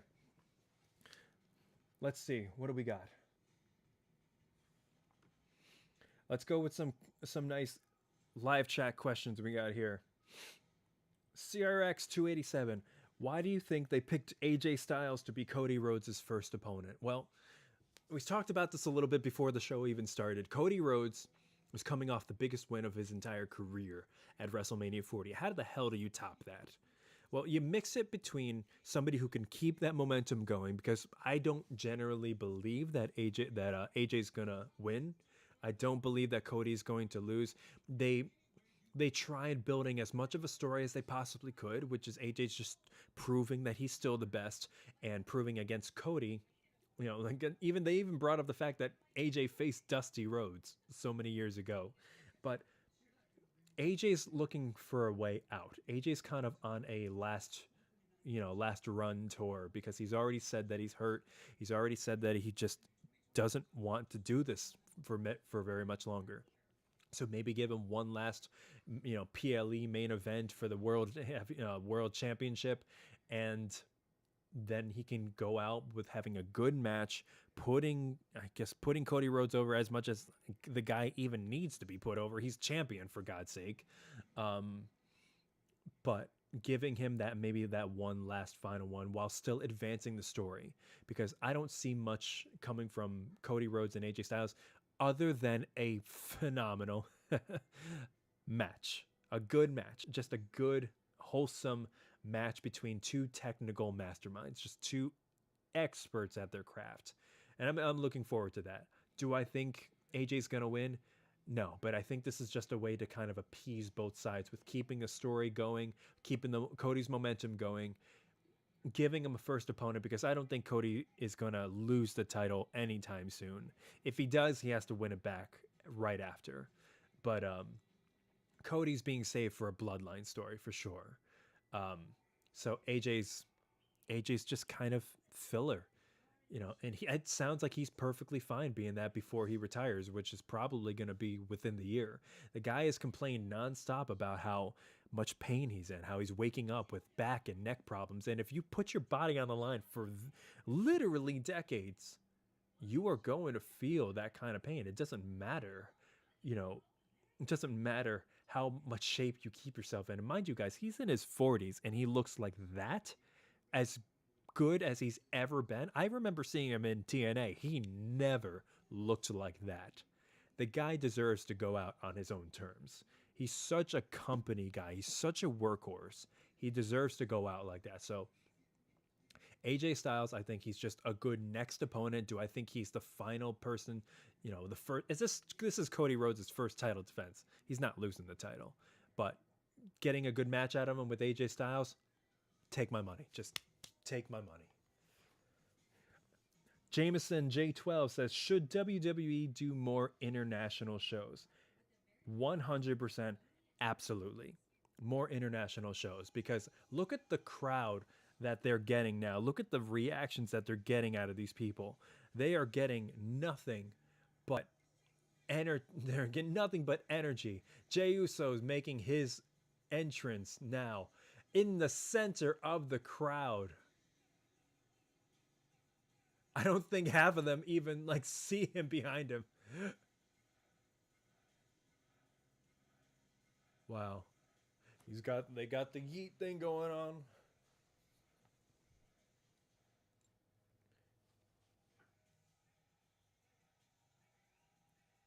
Everybody's got their lights on. Just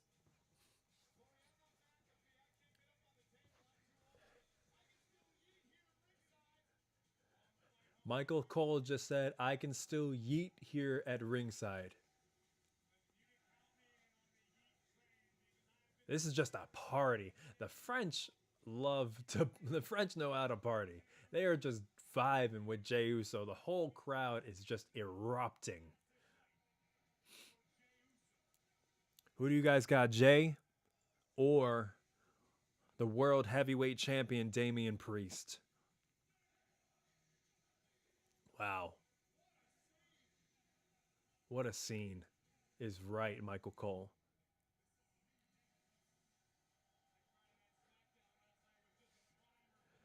Jey Uso making his way to the ring now. Got all the yeet gear on. Man, the journey that Jey Uso has had over the past 2 or 3 years has been astronomical. If only they could capitalize on that momentum. He had a little bit of a hiccup facing his brother at WrestleMania 40, but now he has a chance to turn all that momentum around. Do I think that that's going to happen here? Probably not. As long as he can have a great match here, it really relies on this match. As long as he can have a great match right now against Damian Priest, we can build some momentum again for when Jimmy comes back. Because a lot of this momentum is going to rely on him no longer being just a main event solo guy, but just joining forces with his brother against the Bloodline that took his brother out. I also don't think after being Money in the Bank winner and after winning the World Heavyweight Championship that Damian Priest is going to lose this match. They are still partying with Jey. All right. Yo necesito some agua. I need water, and I wish Monster was water.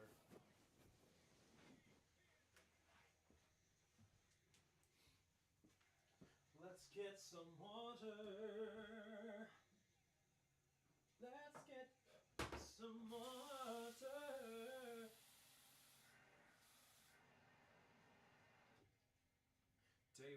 British. Damian Priest.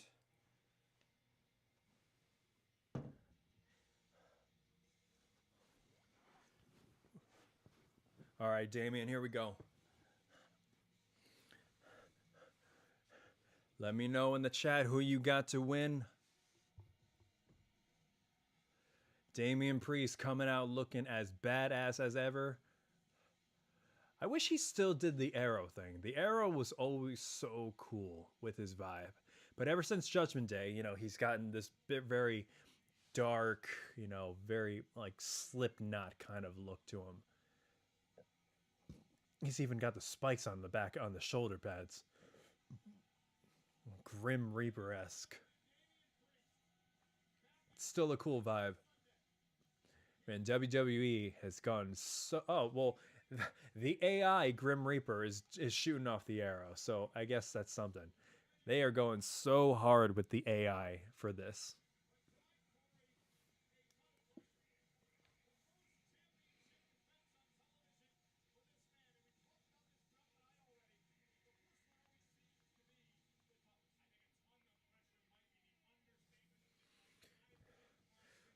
Damian Priest entering, looking like the crowd is behind Jey Uso just because Jey Uso gives them a bigger party.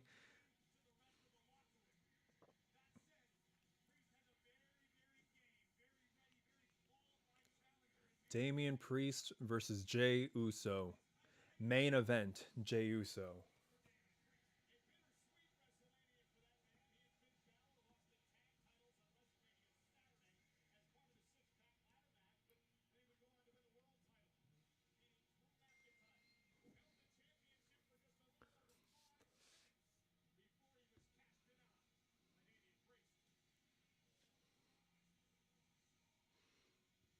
All rise for the rock star, says his music. All right, here we go.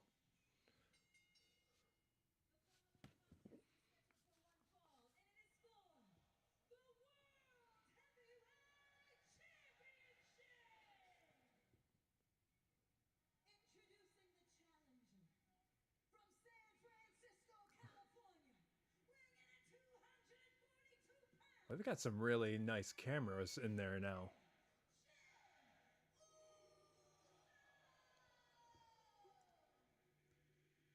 That's cinematic. Introducing Jey.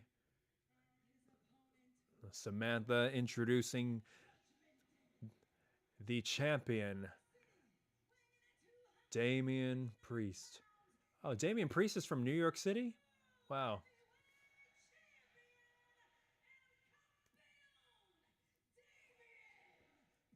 Oh, he goes as El Campeón. I wonder what that is in French. Oh, isn't it Le Champion from Jericho, right? Yeah, that's what I figured. Okay, okay. Here we go. The champion, the world heavyweight champion, Damian Priest versus Jey Uso.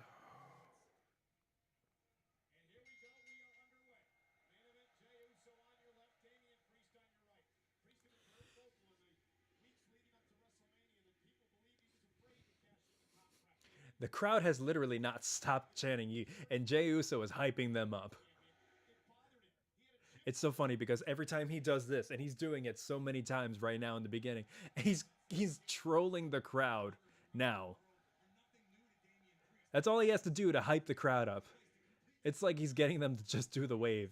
He's getting like 50,000 people to do the wave all at once.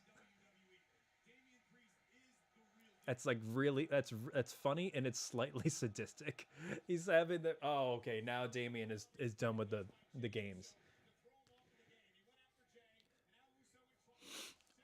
Damian's got some like Bam Bam Bigelow flames on his attire right now.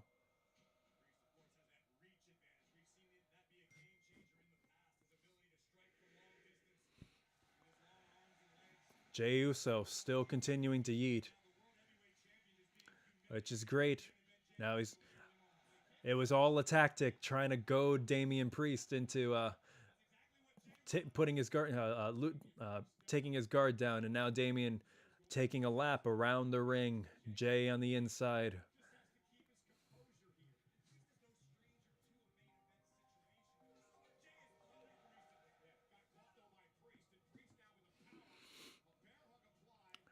Bear hug. Oh, Damian driving Jay into the barricade.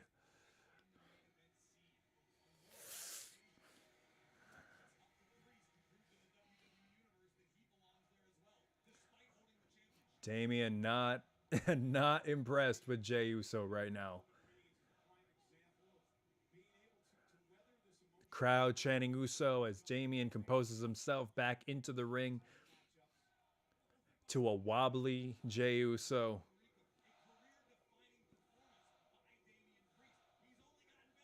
Jay fighting back. Oh, big elbow to the face of Jey Uso. Damian Priest looking very much like his performance in Backlash of last year, standing over a smaller wrestler, arms outstretched with that deadpan look. Sizing Jay up in the corner.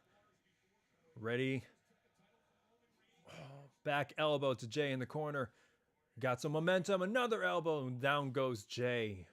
Jay is not able to get any offense. Damian taunting Jay with the yeet. 1, 2. And cook out. And a cook out. My God. Kick out by Jey Uso.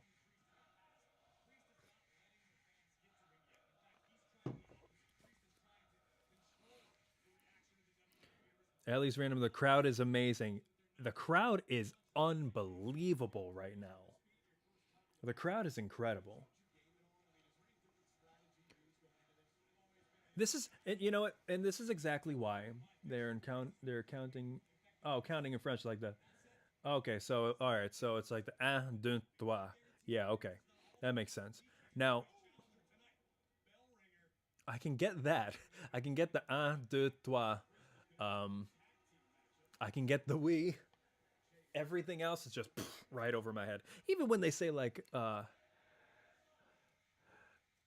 is Jacob Fatu returned? Jacob, not yet. Nope. They had Tamaloa show up. Let's see.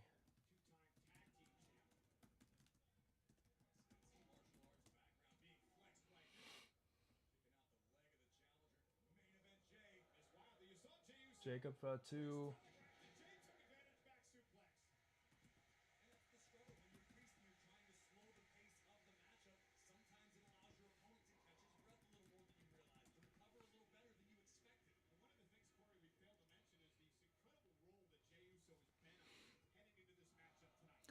Damian Priest sizing Jey Uso. Jey Uso standing up to his feet, laying, trading punches, trading blows back and forth. He's got those yeet punches. He's dancing. Ready, another one. Big, big right hand to Damian Priest. Jey Uso finally getting some momentum back in this. Yeet. Nope. Jey Uso with a kick to the midsection with an uppercut. Wow. Damian Priest is fading. Nope. Big step up enziguri to Damian Priest. Damian down in the corner. Jey Uso feeling that momentum. Nope, Jacob Fatu didn't return, but Tamaloa is in there. Tamaloa is part of the new Bloodline, and he's one of the reasons why the Bloodline beat Randy Orton and Kevin Owens. Priest back to his feet. Jay with another enziguri to Damian on the top rope now, ready to fly. Crossbody to Damian. 1, 2. Kick out at 2. Come on, Jay. Focus. If Jay actually wins this thing, I'm going to be surprised. What do you guys think? Do you think Jay's going to pull this off, or do you think they're going to have Damian keep it?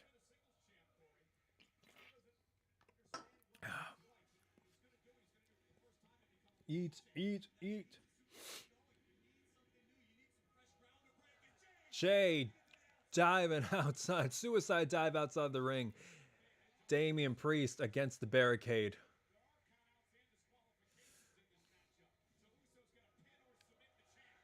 Wow.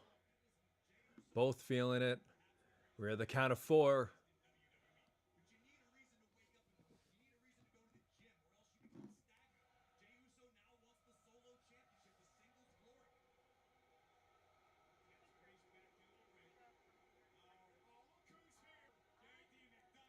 JD McDonough. 1, 2. Oh. What is... Oh my god, I almost, like, for a second, this has been such a singles match that I completely forgot for a second that even Damian Priest was in part of the Judgment Day. There it is. Okay, there it is. That's exactly what I was wondering was going to happen. Damian Priest is in JD McDonough's face wondering why he's here. Pointing out, distraction, super kick to JD McDonough, super kick to Damian Priest. Jey Uso going up. Is he going for the splash? Splash on Damian Priest. 1, 2, kick out. Oh. This is how Judgment Day breaks up, or at least this is how Damian Priest separates himself from Judgment Day, by getting so pissed off at them for involving themselves in the match that he decides to break himself off of that faction, which rightfully so. I believe that Damian Priest needs to remove himself from Judgment Day so he can elevate on his own. Factions are good for champions, but I feel like he can do more than that. And I was wondering if they were going to do it. I was wondering how they were going to do it. Maybe are they going to see more than just JD McDonough? Because JD McDonough is just, he has done everything possible to put this group over. He's done everything for this group. Jey Uso and Damian Priest trading blows now. Just nothing but hard hits after hard hits after hard hits. Wow. Wow. Just beating Jey down. One more for good measure. Jey with one right of his own. And Damian with another one. Jey super kick to the face.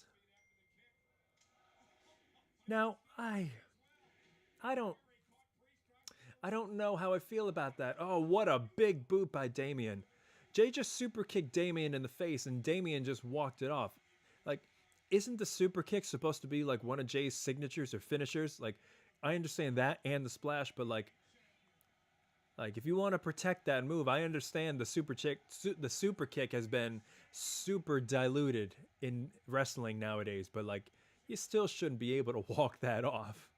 Going for another one. Damian kick to the midsection. Is he going for the Razor's Edge? Yes, he is. Razor's Edge.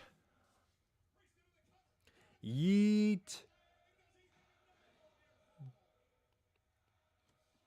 Yeah, guys, sorry, I can't show the match. WWE is super particular on copyright. As soon as I show even a snippet of this match, copyright, gone, taken down. Have to put up a whole different stream for this. And so rather than dealing with that headache again, we're just going to do live-by-live commentary. If you guys have Peacock or something, or you're able to watch it, please watch along with me. We are watching Damian Priest versus Jey Uso for the WWE World Heavyweight Championship, but unfortunately, due to copyright, if we want this stream to stay up, we just have to do a watch-along without being able to show it. Damian Priest sizing Jey Uso up. Jey slow to his feet. Damian looked like he's about to blow a hole through this roof. Got Jey by the throat. Oh, Jey Uso reversed it. Spear. Spear to Damian. 1, 2. Oh. Oh, what a 2 count. Oh my God. Yeet is right, Caleb. Oh my God.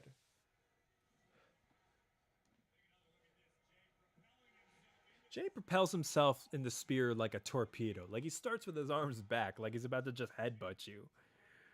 That's funny.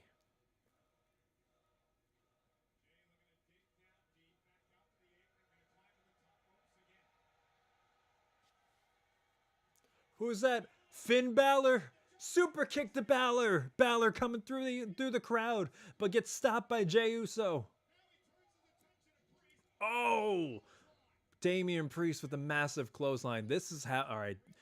All right. This is all setting up a story. Got Jay by the throat. Up. Devil's doorway. What a choke slam to Jey Uso. 1, 2. Oh! Kick out by Jey Uso.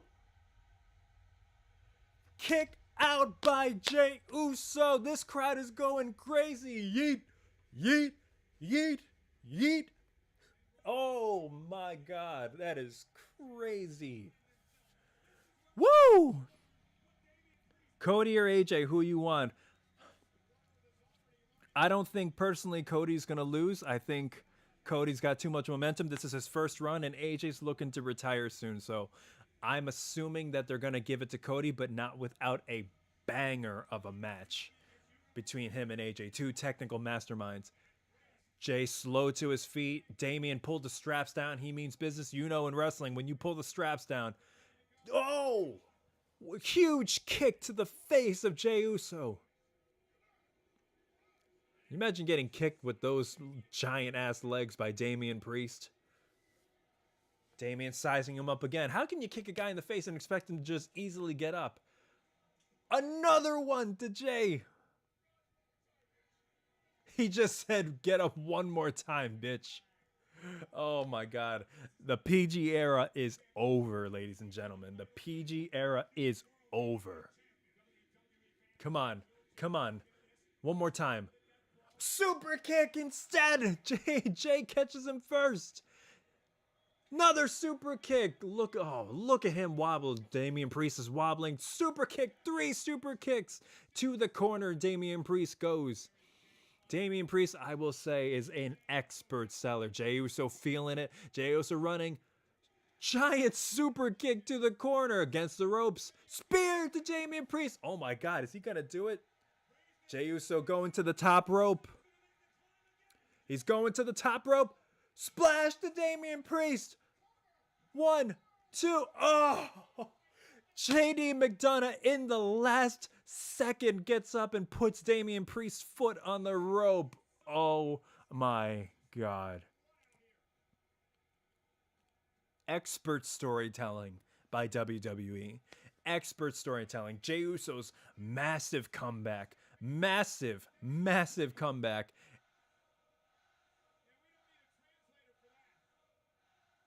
I think the crowd is chanting asshole at JD McDonough. That is so funny. No, but in the last second, JD McDonough puts Damian Priest's foot on the rope. What does that mean? That means Damian Priest is going to have even more of a reason to scream at Judgment Day for involving themselves in his match, saying, you don't think I can win this? No, I can win this on my own. I don't need you, and I don't need Finn. JD McDonough just get taken out by Jey Uso with the suicide dive outside the ring. Finn Balor running towards him. Finn Balor takes a spear. Oh my God. Finn Balor was literally in mid-air and collides with Jey Uso as he gets speared. That was a hard spear. Damian Priest on the ropes, causing Jey Uso to collapse on the top rope. That is not a comfy move. Is he thinking like broken arrow? No, choke slam to Jey Uso from the top rope. That's gotta be it. Cover. 1, 2, 3. Yep.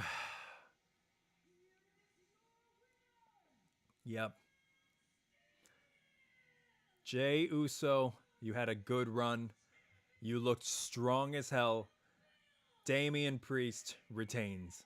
So far, ladies and gentlemen, we have had the World Heavyweight Championship retain. We have had the WWE Women's Champion retain.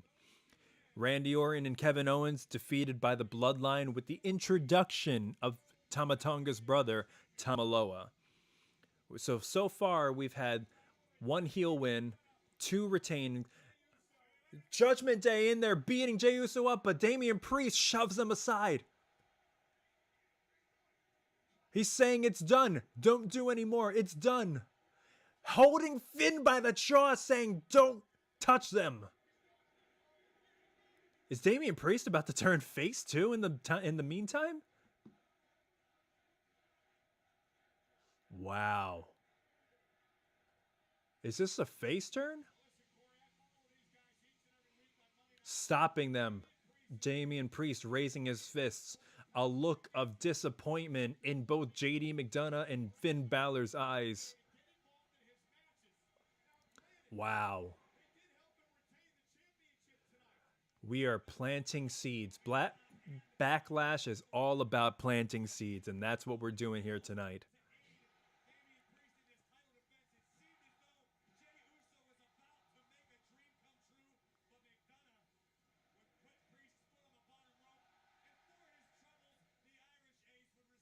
Wow. Amazing, guys. Part of the story is to revenge Dusty's loss against AJ. Right, right. So, the good thing that, like, they built as much of a story. You're right. They built as much of a story around Cody versus AJ as they possibly could with as little time as they possibly had, which is one of the faults about Backlash. But, you know, they still have a good reason to have a great technical match. Judgment Day in the middle of the ring. Rhea's not there. Dom clearly isn't there. Dom is injured, but I don't think he's going to do surgery. We'll see. We are at WWE Backlash 2024 from Lyon, France. Stick with us. We'll be right back, guys. Take a quick break.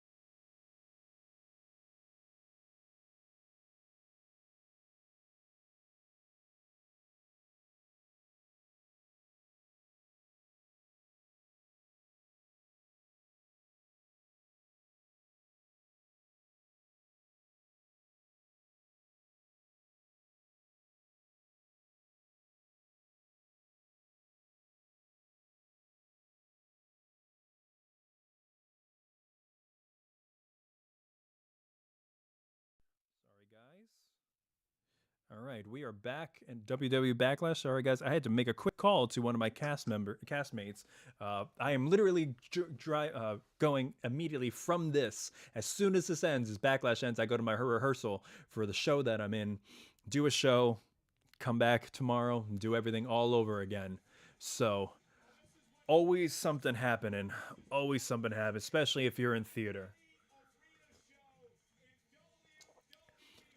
They have a post up. They have a title card on the screen saying this is the largest gate of any arena show in WWE history, and rightfully so. This is why when somebody asked, "Do you think they should do more international shows?" Yes, they already said that they're going to do more international shows because aside from SummerSlam, Backlash, or no, aside from SummerSlam, WrestleMania, Royal Rumble, Survivor Series, they're going to do as many PLE shows internationally as they possibly can, which if you can book a giant arena, if you go to this country once every year for a PLE, you are going to sell out and do record numbers. Not only that, but just like San Juan, just like here in Lyon, you are going to have an amazing crowd, an incredibly appreciative crowd. That's what Saudi Arabia was like for the first few years, which is why they just kind of did like as many, feel good nostalgia gimmick matches as they possibly could.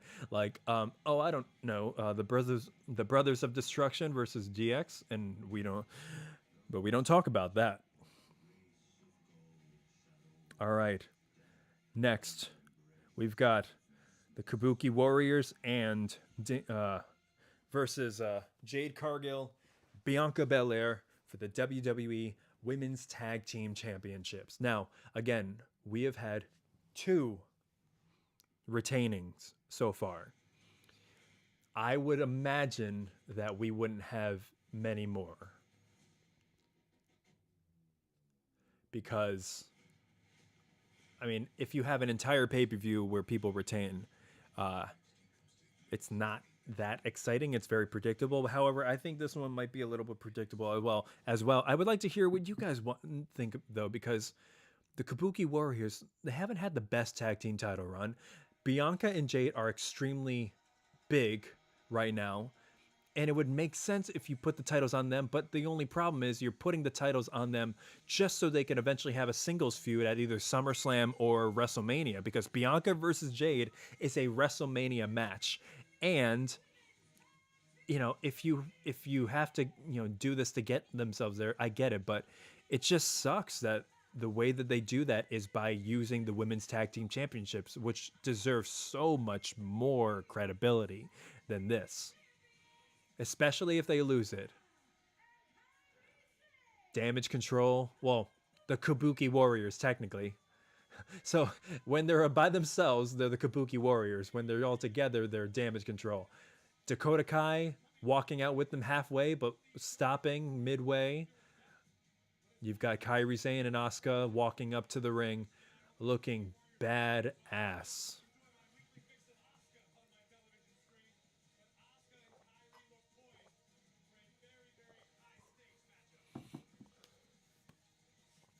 Either way, you know that this is going to be a great match. Oh, Backlash is brought to you in part by Prime. Oh, I didn't notice that by the Prime bottles that everybody has in front of them.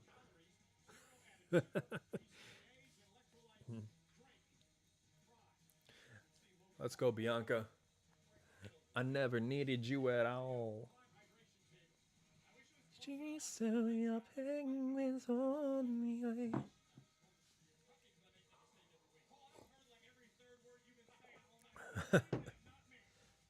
Kabuki Warriors soaking it up in Lyon, France, in the middle of the ring.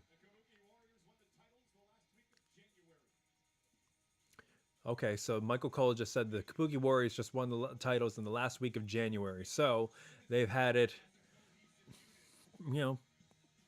not even 4 months, really. If they retain here, it will be interesting to see how they set it up. There we go. Here's Bianca.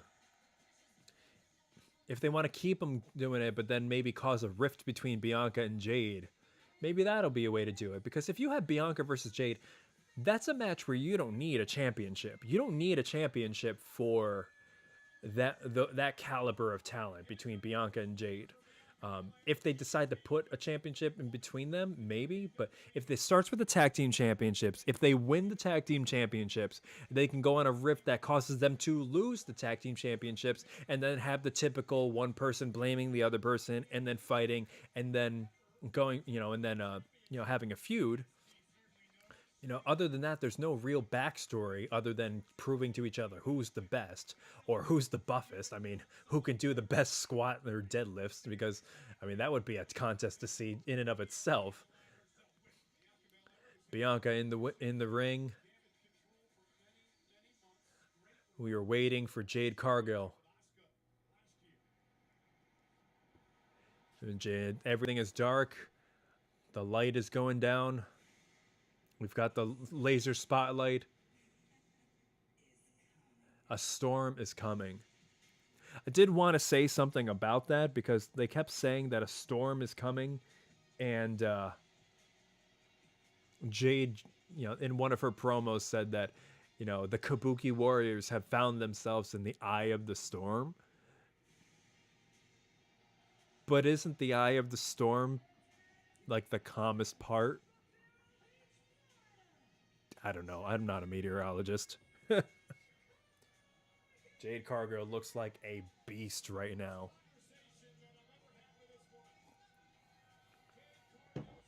Wow. Wow. God, look at that, those back muscles. Like, I do so much back workouts and like I still don't get like that. I gotta talk to her supplement guy.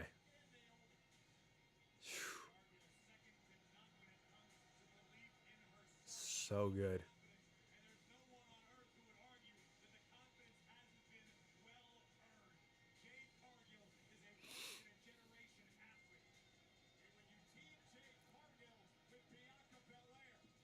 It's whoever thought when you were watching, going back, watching WWE, or sorry, watching AEW, who the hell would have ever thought that like Jade Cargill would ever be in a ring with Bianca Belair, teaming up for now, but like a dream match, to say the least. And depending on how they treat Jade Cargill, it's going to cause a lot of people in AEW to start looking at WWE as the better alternative. I mean, hell, half of the roster seems to already do it. I mean, I thought people were going to line up to just like punch Jungle Boy in the face to choke him out to try to get out of their contract early. And don't get me wrong, I love AEW. I'm not a huge fan of what their product is doing right now. I wish they could be doing more. I'm a little disappointed in Tony Khan. Uh, but the more that he does it, the more people are going to jump ship to do this. And WWE is taking Jade Cargill and Cody Rhodes and Sean Spears and Lexis King to, you know, as an Andrade, as an opportunity to show them, hey, AEW, this is what we can do.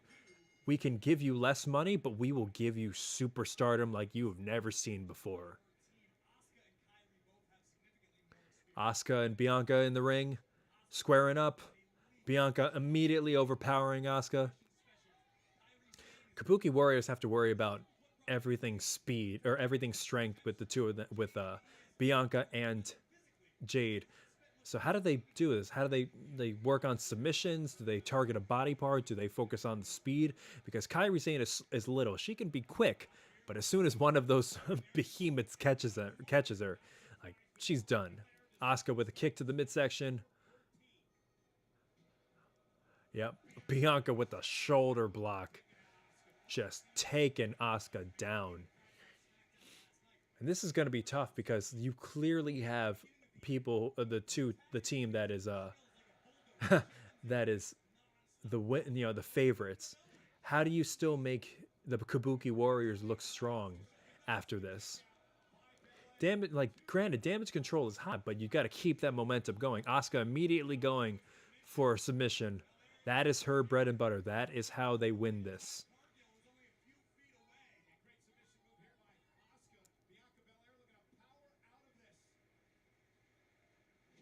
Wow.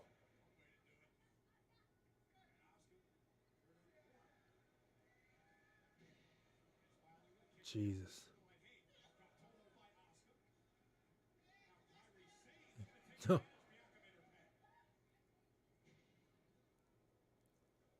Bianca got Asuka up. Suplex. Bianca kipping up. She is ready. Who win, Damian Priest or Jey Uso? Damian Priest retained, but not without a little bit of drama. Bianca giving the hot tag to Jade Cargill. Look at her step in. She has got some presence. She's facing off against Kairi Sane. Damian Priest retained, but not without a little bit of a rift between him and the rest of Judgment Day, because JD McDonough and Finn Balor tried to beat down Jey Uso, and Damian Priest stopped them, saying the match is over. He's had enough, causing a potential rift and face turn between for Damian Priest. Any surprises in their match? Nothing more than just, Damian turning a little bit of face against Judgment Day, saying he doesn't need them.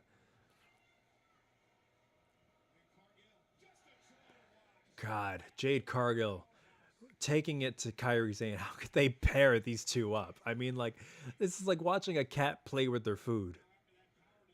Tagging in Bianca. They've got matching gear, which looks amazing, too. Wow. Just hoisting her. Oh, just throwing Kairi Sane up, almost like the Spirit Squad like used to do with the Spirit Bomb. Oh, my God. They look like superhumans. Just both just biceps flex. They are unbelievable. Bianca against the ropes. Moonsault for a 2 count on Kairi. They might just kill Kairi in this match, honestly. Dear God. I don't... It's going to have to be just Asuka. It's going to be the Kabuki Warrior singular after this, because they are just murdering Kairi. Which, again, like, just shoulder block to the midsection of Kairi. Bianca in the corner. Just laying down hammer fists on Kairi in the corner. They started counting and they got to a number I can't understand in French. Kairi pulling on Bianca's braid. Bianca with the backflip. Drop kick to Kairi. Kairi falls out of the ring. The Roman Reigns will return at Backlash. I don't think so. I think Roman's going to be out for a little bit. Oh, Bianca jumped out, missed, holding her ankle. I think they're going to hold off on Roman's return. They already had the Bloodline match in the beginning where Bloodline won against Randy Orton and Kevin Owens. I don't think Roman's going to show up for a little bit until The Rock does, maybe. Oh, my God. Kairi with a crossbody outside the ring. I think she's bleeding from the mouth. Pretty much just, Bianca just caught her with her whole face. Oh, that's what she did. Bianca got a thigh to the head. That is tough. Kabuki Warriors getting in there. Yeah, the only way the Kabuki Warriors can really, get ahead of this is by literally throwing their entire weight with momentum at their opponents' faces. Because these guys could just Luthez press these people above their heads for hours if they wanted.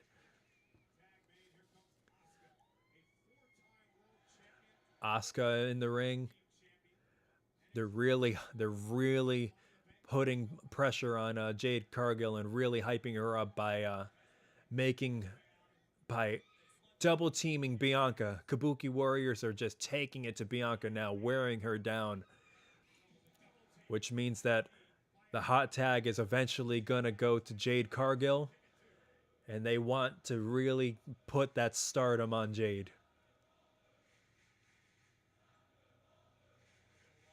Slowing the pace down now, where Asuka is methodically toying with Bianca by just literally stepping on her face. Bianca to her feet, elbow to Asuka. We're going for the tag. Nope. Going for it. Asuka stopping Bianca, kicking her to her thigh, focusing on the leg. Asuka, tag to Kairi. Double teaming on Bianca. Asuka gets thrown by Kairi. Hip attack into Bianca in the corner. Kairi sizing Bianca up. Running elbow into the corner. Kairi now up to the top rope. She going for an insane elbow? Nope. Flying forearm, almost like a phenomenal forearm. Cover 1, 2. Bianca kicks out at 2. Kairi looks visibly pissed, telling the ref to speed it up. Yeah, I don't think they can do that, Kairi. I don't think that they're able to do that unless you got a special ref.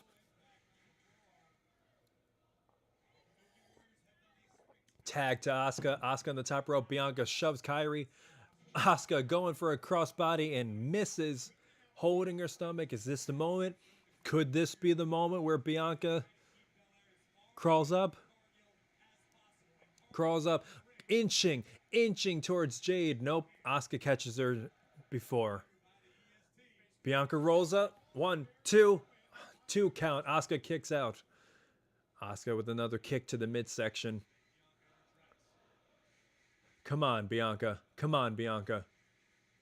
Could we see a title change here tonight? Suplex to Asuka. Bianca on her back. Not able to kip up this time. Come on. Asuka reaching for Kairi. Bianca inching towards Jade. Come on. Tag to Kairi. Oh. Kairi forearm to Jade before she had a chance. Little miscommunication looks like between Bianca and Jade. Kairi's got Belair by the head. Slapping Bianca around. Oh, Bianca with a slap of her own. Tag to Asuka. Whoa. Neck breaker to Bianca. Kabuki Warriors double team of Bianca. Asuka to retain. 1, 2. Kick out by Belair. Oh my god. That wouldn't happen. There's no way that they would do that without having Jade hot tag in. They are really building up to this hot tag, guys.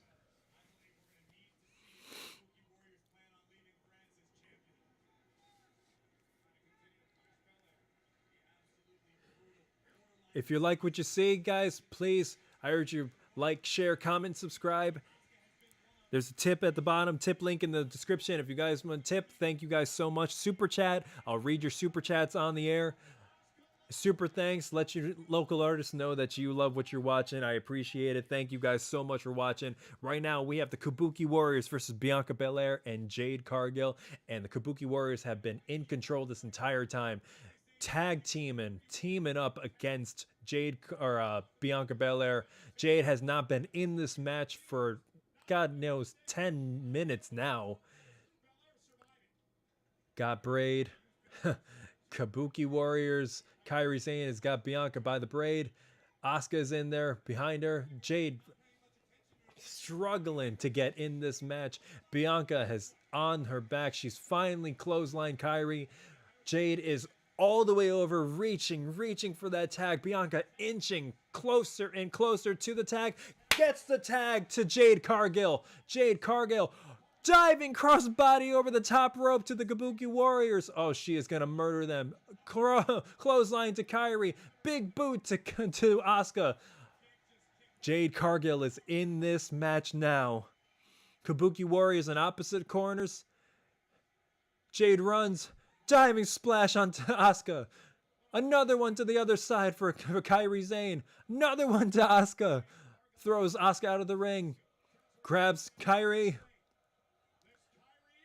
Giant choke slam. Cover. 1, 2. And Asuka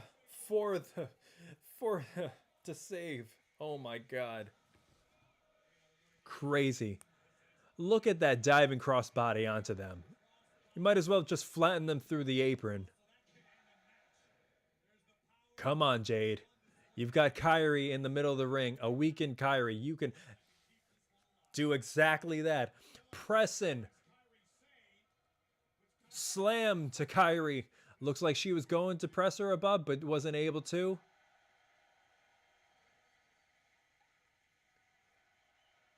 Jade hyping the crowd up. Kicked. Tag to Asuka. Oh, tried big boot to Asuka. Asuka missed it. Backhand. Back fist. Back kicks to Jade. Wearing Jade down. Kabuki Warriors are double teaming her. Oh my god. Giant kick to the face. Kabuki Warriors are doing actually a really good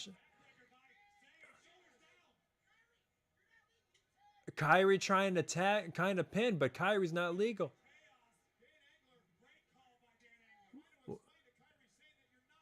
There's a miscommunication. Kairi trying to tag, but she's not legal.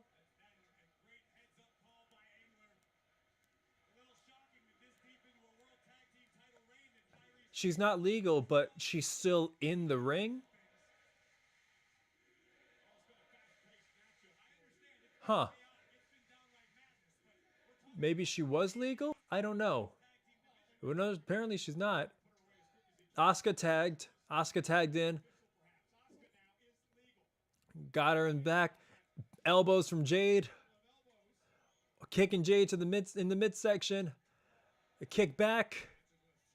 Something happened. Something happened with the miscommunication here. The ref is trying to do some kind of damage control. He is spewing instructions in these guys' ears.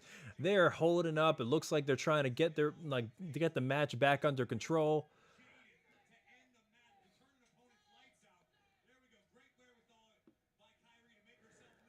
Yeah, guys, unfortunately we can't show the match itself because the WWE has been taking down everybody who's been showing the match. If you guys have Peacock, this would be a great time to get a free trial to watch along. We were watching Jade Cargill and Bianca Belair versus the Kabuki Warriors. Right now, Kabuki Warriors are getting decimated by Jade Cargill, but it looks like everything is slowed down. Looks like something happened because there's a little bit of miscommunication. Kairi's got an armbar on. Oh, Bianca, both arm bars in the middle of the ring on Belair and Cargill. Kabuki Warriors have got it down on them. What is happening? I feel like something happened with Jade because she doesn't seem like she's all there. Lifting the Kabuki Warriors up from the armbar. Slammed on the Kabuki Warriors, Bianca and Jade. Wow.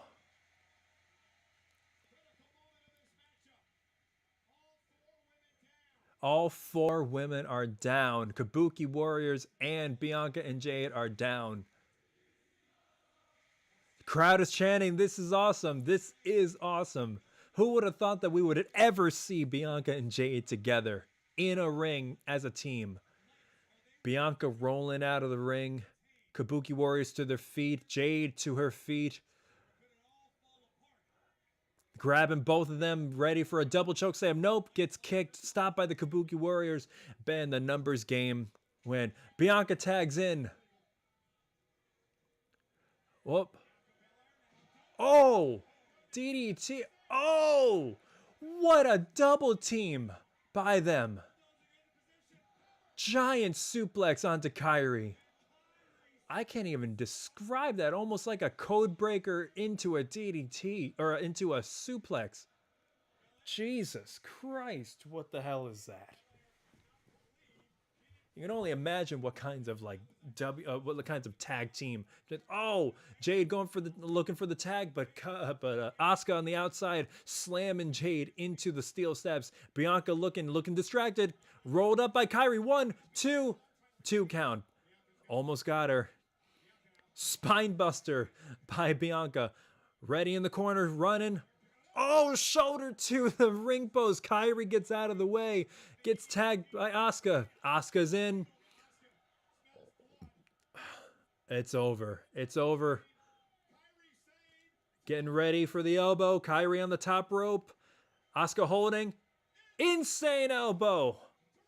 1, 2, go!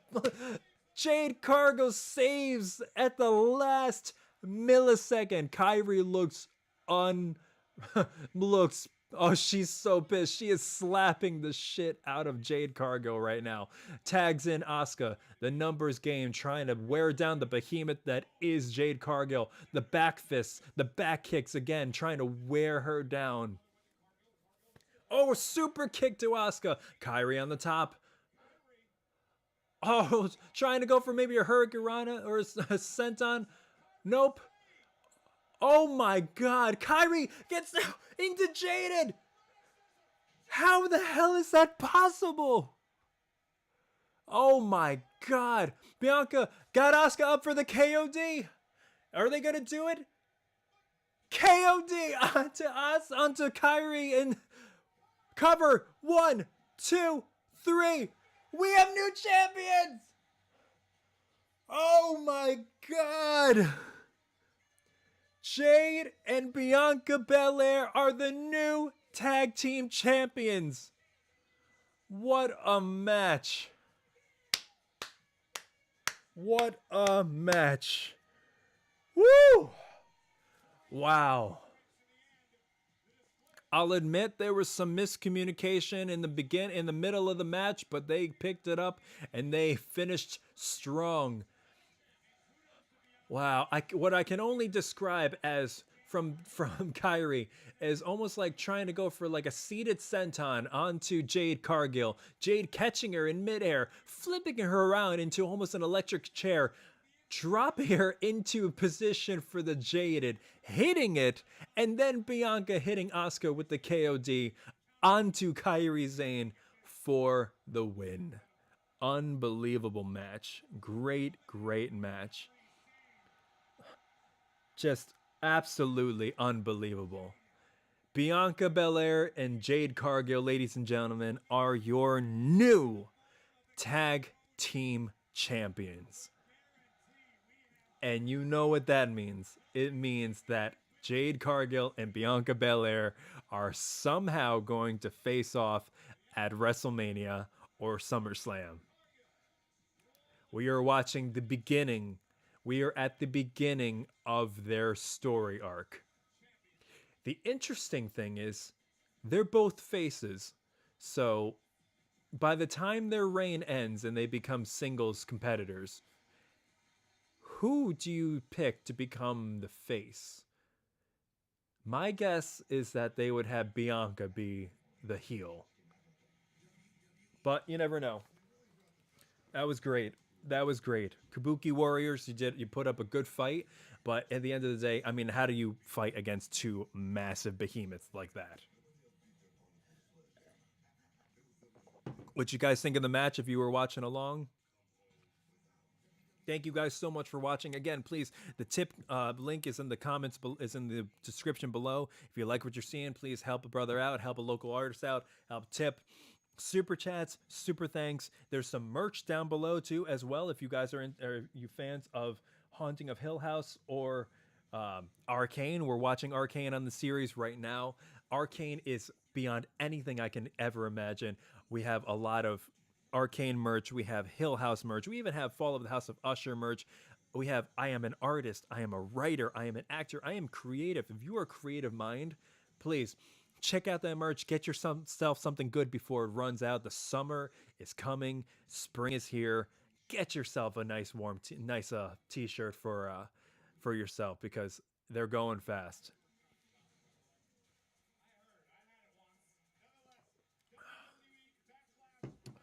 All right.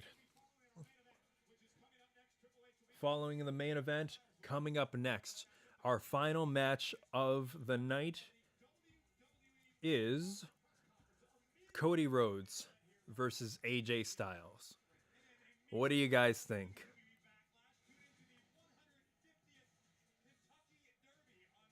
You think AJ's going to take it?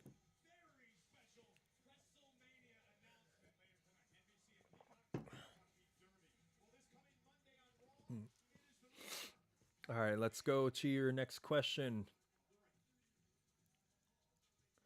How do Kylie Sane goes? How do you think they will book Tiffany Stratton? Well, given the fact that Tiffany Stratton lost, I am assuming that the way that they book her is, um, honestly, good water this time. Oh yeah, because That's only because I'm out of Monster, Ray Ray. Trust me, if I had another Monster, the Monster would be what I was ingesting. Tiffany Stratton. Let's see. Well, they had her loss. They had her lose, but they didn't have her take the pin.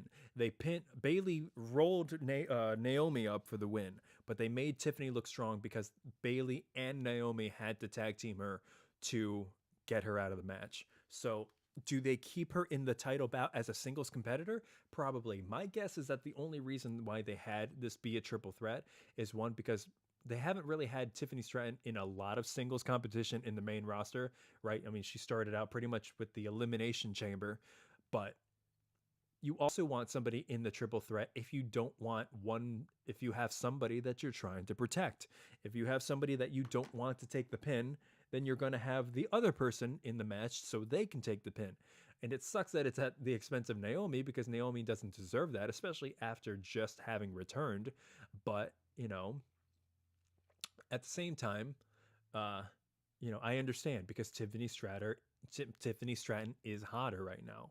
You know, they're gonna push her into the title scene, and unfortunately, there isn't a mid card women's title.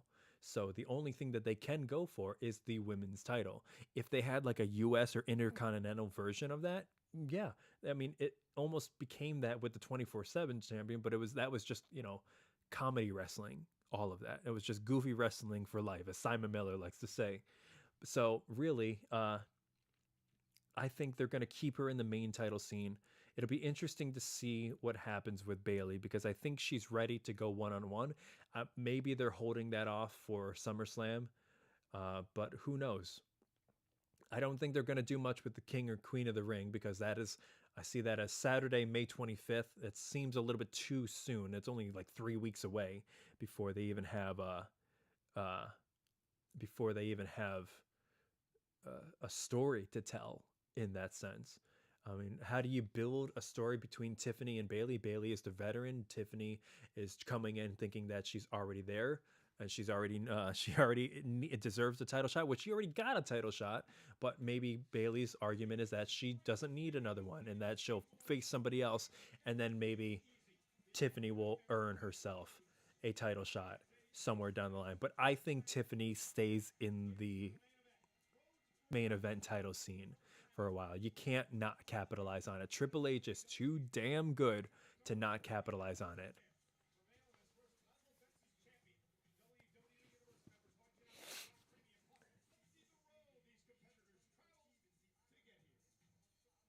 Gamer Games, thank you for the subscription. Thank you for the tip. I appreciate it, brother. Thank you so much.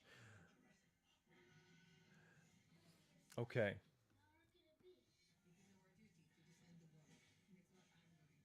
All right, got a little Backlash trivia for you guys. Where was Backlash 23 Where was Backlash 2023 held? City included. If you know it, let me know in the comments below.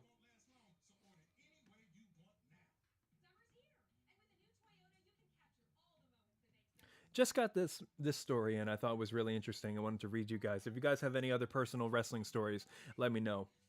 Dear writer, I was 8 years old when SmackDown came to my town in Tulsa, Oklahoma. I begged and begged and begged my mom to go, seeing as my parents were going through a divorce at the time. My mom knew how much of a fan I was, seeing as I had every cutout of every wrestler imaginable in my bedroom.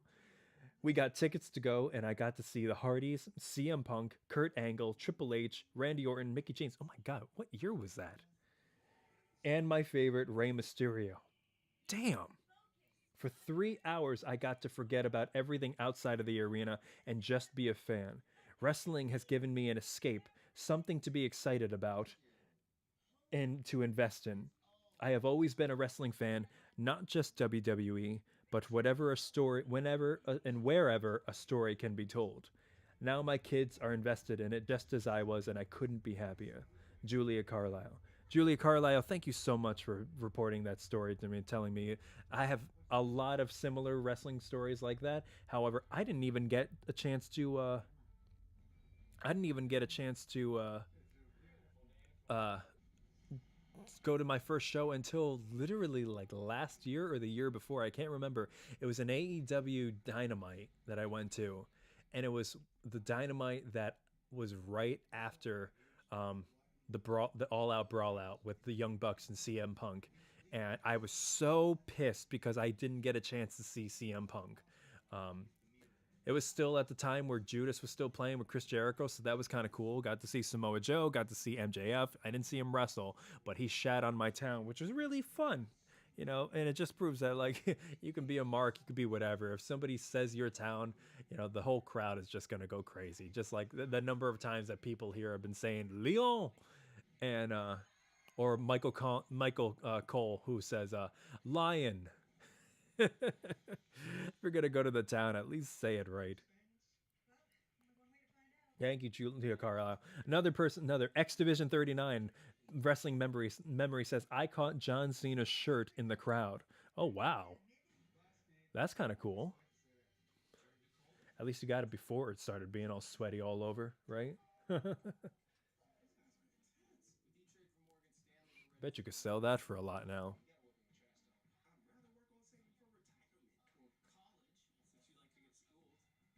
Okay, here's a good one. Not including this one. How many championship matches at Backlash has AJ Styles been in? Remember, he debuted in 2016. How many championship matches has AJ Styles been in Backlash? Here we go. AJ Styles making his entrance now.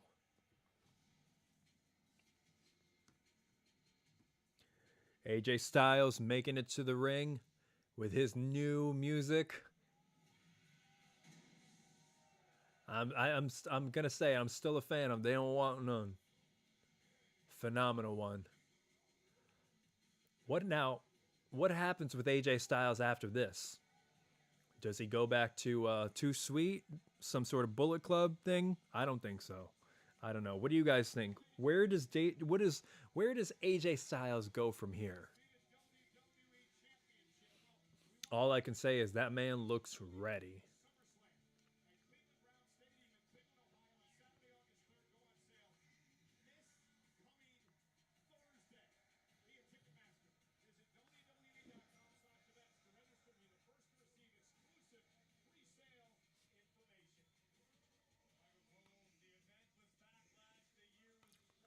I just got a message saying that my car payment is coming out at my paycheck soon. Thank you, State Farm.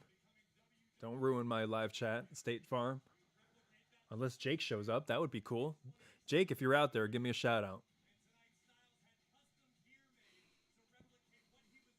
AJ Styles making his way in the ring, soaking up the French crowd in Lyon.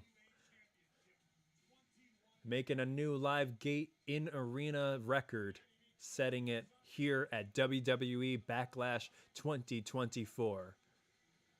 AJ Styles is in the ring looking ready. To run down the card previously, Randy Orton and Kevin Owens lost to the Bloodline. We saw the debut of Tama. Also, Tiffany Stratton or Bayley retained the WWE Women's Championship against Naomi and Tiffany Stratton. Damian Priest retained against Jey Uso to the detriment of the Judgment Day. And most importantly, Jade, Cargill, and Bianca Belair are the new WWE Women's Tag Team Champions, defeating the Kabuki Warriors of Kairi, Sane, and Asuka. And now we come to the finale, the main event. AJ Styles versus WWE Undisputed Champion Cody Rhodes. AJ Styles is in the middle of the ring listening to the electrifying crowd in Lyon, France, waiting for the champion. Coming out now, Cody Rhodes.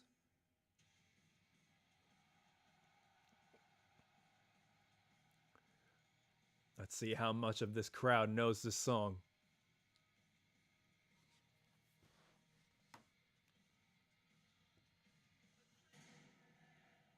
Oh, the whole arena is singing the whole thing.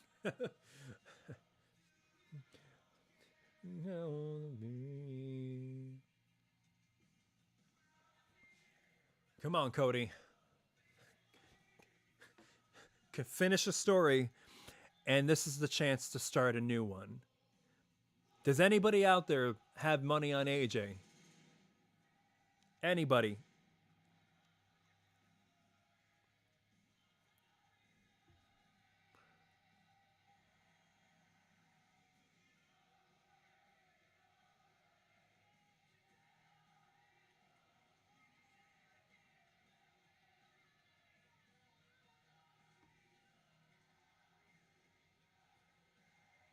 Oh, Cody's loving that. Loving this crowd.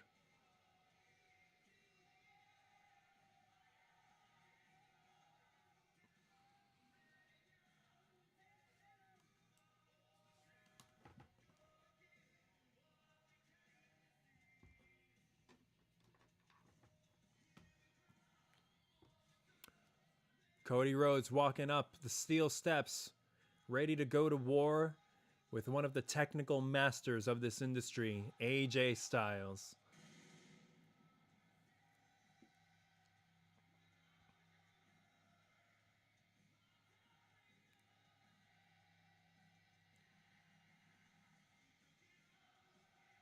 We're at the main event, ladies and gentlemen. This is for the WWE World Championship. Undisputed. Cody Rhodes versus AJ Styles. Unfortunately, probably one of the last times we will see AJ Styles within the next year, given that AJ has already hinted at the fact that he wants to retire sooner rather than later.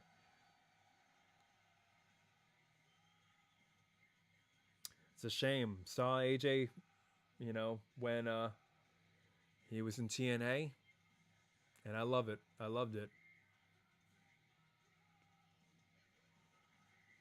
Come on, Cody.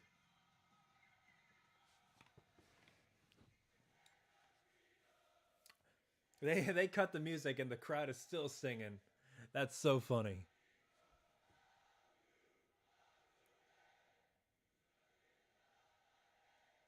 Wow. They are still going.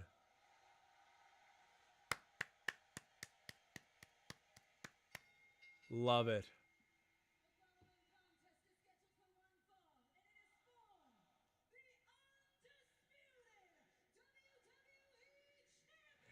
They are going. They are chanting with Samantha Irvin when she's saying this is for the undisputed WWE champion. Oh, you know what they're doing? Looking at the challenger and looking at the types of cameras that they're doing, they're really training this like UFC, like, you know, they're using a different camera for this. They're treating it like a boxing match.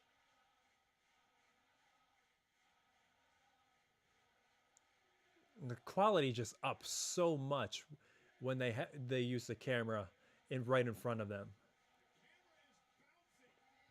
The camera, the hard cam is bouncing. Or no, the camera is bouncing because these people are jumping so much in the audience.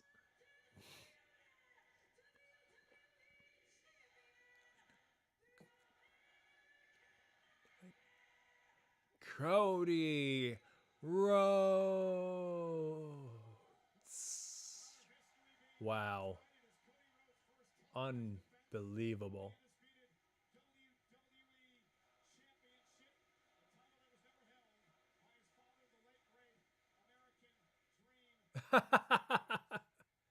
Okay.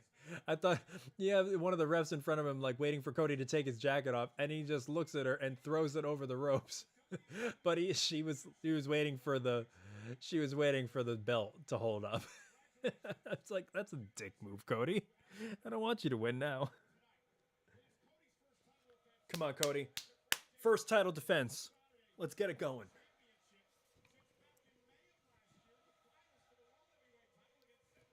Oh, dun, dun, dun, dun. This crowd is gonna bring this arena down. Come on. Come on, Cody. Crowd is electrified. I don't think this crowd has sat down since they got in this arena.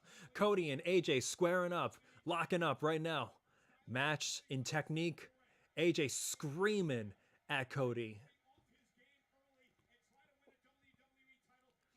A lot of the build up to this match has been the fact that AJ has beaten Dusty Rhodes in the past, his father, Cody Rhodes' father. And I think a lot of the build up, or a lot of the story behind this match, is not only to prove that AJ is still the best, but prove that AJ can still run with the crowd. And I think on Cody's side, it is to possibly redeem Dusty of that loss.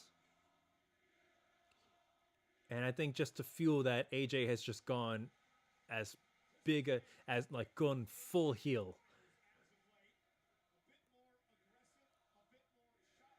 This crowd has not stopped like musically chanting for during any of these matches.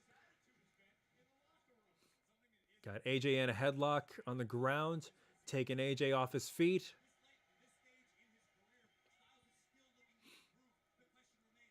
Cody to his feet.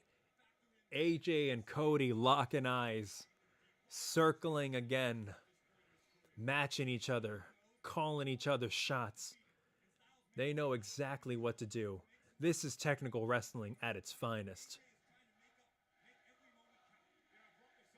This crowd is pretty split. You've got Let's Go Cody, AJ Styles. And this is a good thing about going internationally or going to a place where people don't necessarily see your stuff as often as you would like, is that they're not going to appreciate just seeing these guys. It doesn't necessarily matter who they who wins. It just really matters, the fact, it just, all they care about is just seeing these guys. AJ to his feet, Cody to his feet, Cody with another headlock, taking AJ down.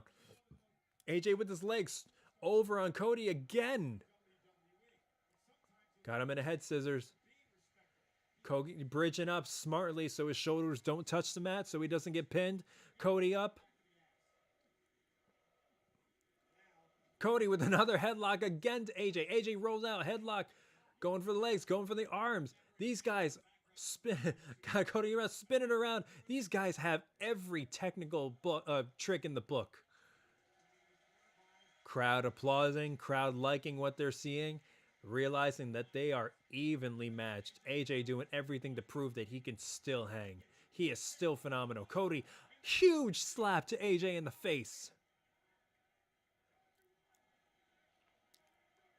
They are not rushing this at all. And the crowd is eating this up. Starting just playing with the pace. Quick technical moves followed by a stare down. AJ in the corner. Cody with a huge chop. AJ switching with a chop of his own. Cody with a chop of his own. AJ putting him in the corner with the chop of his own. Chops, trading chops in the corner. We are witnessing something special here, ladies and gentlemen.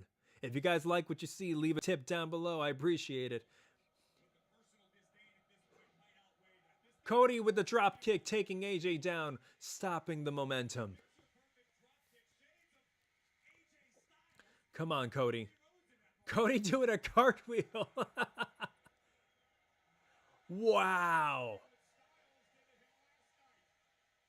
Cody taunting AJ Styles with a cartwheel and a Stardust move. Same thing that AJ did to taunt Cody yesterday on SmackDown. Wow. We're getting into his head with all the psychology.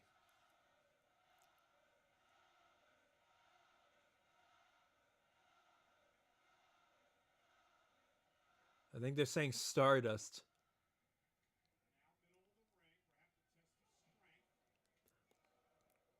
AJ did not like that. AJ is taking it to Cody now.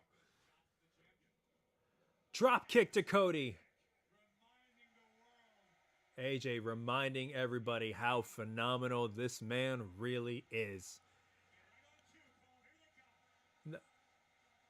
The hard cam is bouncing, is shaking because of these people. All AJ had to do was point to the crowd, and they are on their feet, just chanting again and again. Oh, back body drop by Cody onto AJ. Cody looking pissed now.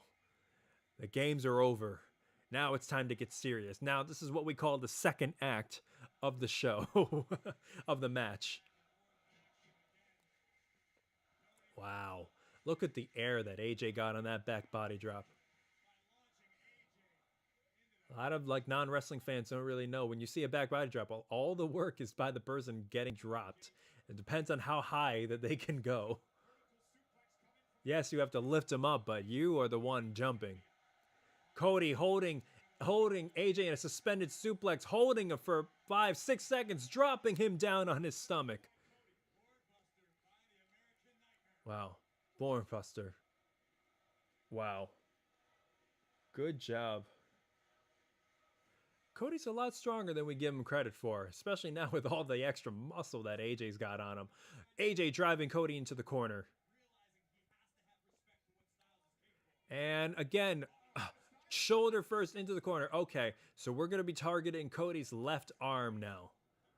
Cody's he's favoring that left arm. AJ with a shoulder drop. Oh. Cody is favoring that left shoulder hard. That left arm, the entire left arm. Oh.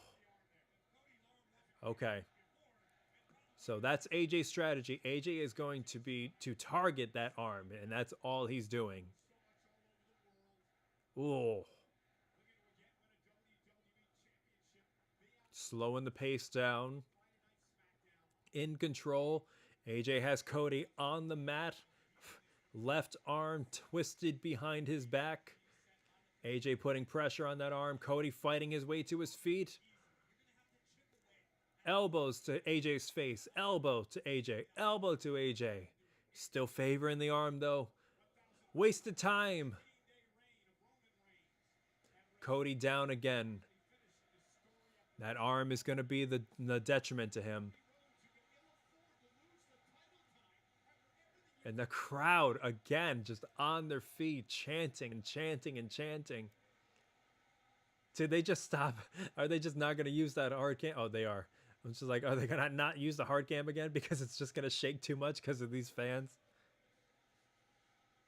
Wow. AJ is just circling his prey. That is Cody Rhodes now.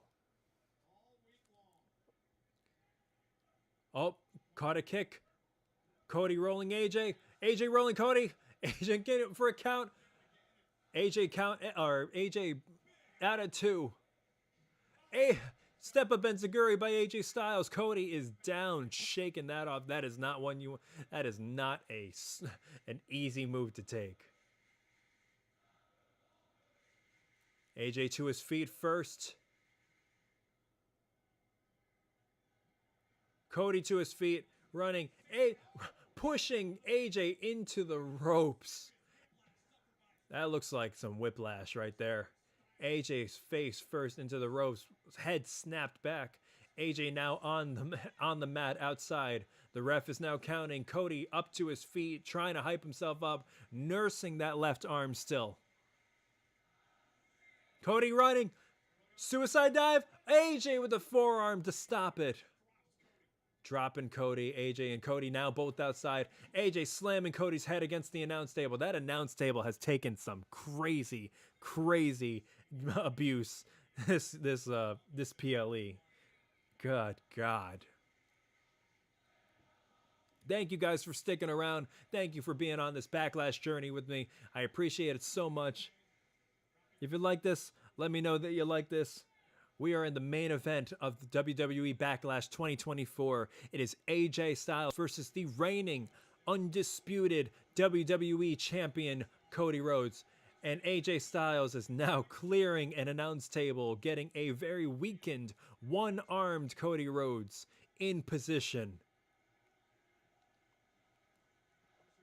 Are we thinking Styles clash on the announce table?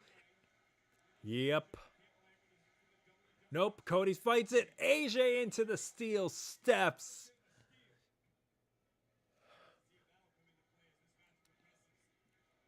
Cody managed to fight his way back into the ring. AJ is on the outside.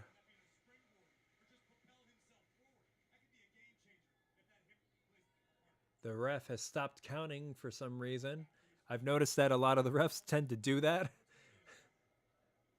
Oh, Cody and AJ trading blows. AJ's on the outside on the apron, running AJ's head into the turnbuckle. Cody going up to the top rope, trying to pull AJ in over the top rope. It's a precarious place to be on the top turnbuckle. Hooked the arm. It looks like he's looking for a superplex, pulling AJ back in. AJ fighting as hard as he can possibly fight from up there. AJ's on the top. Cody's got AJ up. Oh, look at that strength in a suplex position. Oh, but AJ, looks like AJ got out of it. Cody's back gave out, but both men came tumbling back in. Cody having an issue with his back. Looks like he couldn't hold it for that long. Styles now got AJ, got him in electric chair position, got Cody on his shoulders. Electric chair. Cody is down. Wow, Cody is getting beat up. Styles has got torn Cody's back. He's got his left arm. This French crowd doesn't give a shit. They are just chanting whatever they want to chant. The hard cam is still shaking. It's unbelievable. Styles on the rope, going for some springboard moonsault, but Cody got the knees up and Styles is down, but not out. Oh, God.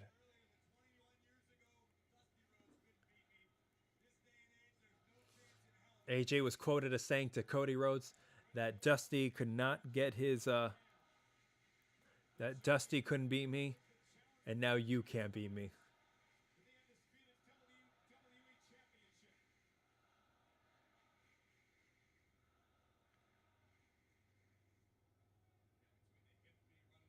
Cody up to his feet. AJ up to his feet. Cody with some shots to AJ. AJ with some shots to Cody.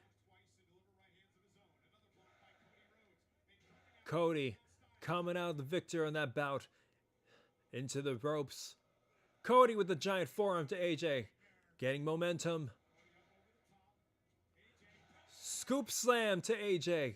Standing over him, menacing. Still favoring that left shoulder though. But Cody is standing tall against AJ. This is an even match. The crowd is electric. Cody is feeding off of it. Cody is ready to go. Cody into the ropes, steps in the rope to try to drop kick or step into Guri. Cody covering 1, 2. AJ just barely got the shoulder up.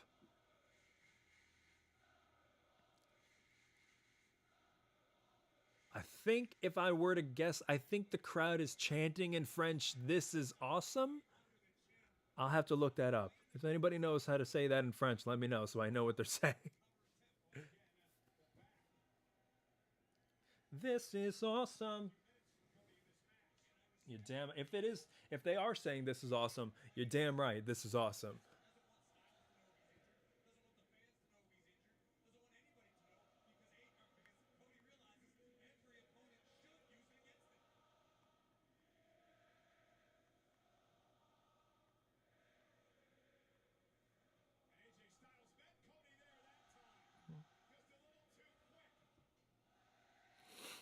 Cody rolls AJ up. 1, 2. Kick out by AJ. AJ got Cody on the shoulders. Oh! Head right on the knee. 1, 2. Cody kicks out. Wow. Crazy.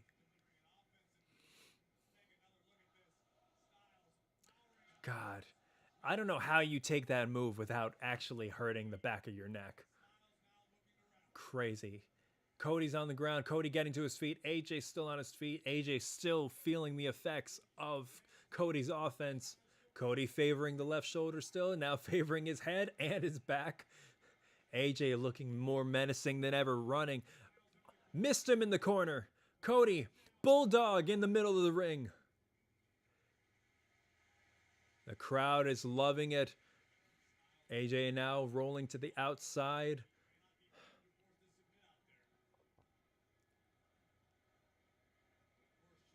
Wow. This has been a banger of a match. 2 technical masterminds. Oh, now they're chanting in English. This is awesome. Cody looking for maybe a suplex on the outside of the apron. AJ reverse it. Brainbuster. Brainbuster on the apron.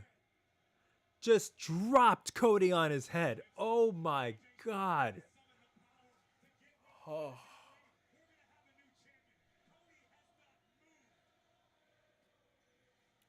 I'll say this. Cody does take some crazy bumps for his matches.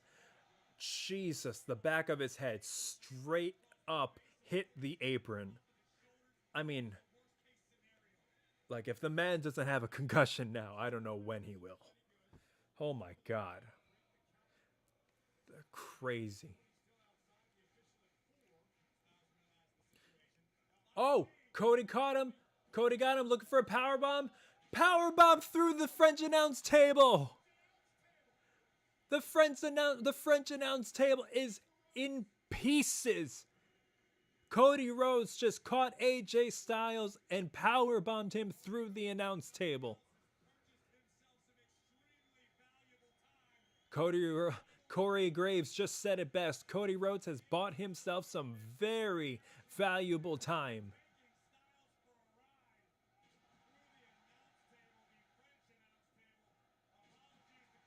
Wow.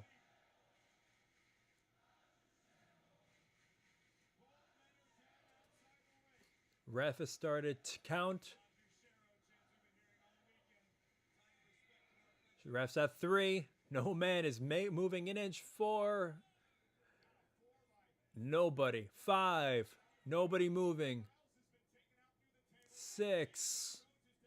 AJ Cody started moving. 7. 8. 9. Anybody? They both made it back in at 9 3/4.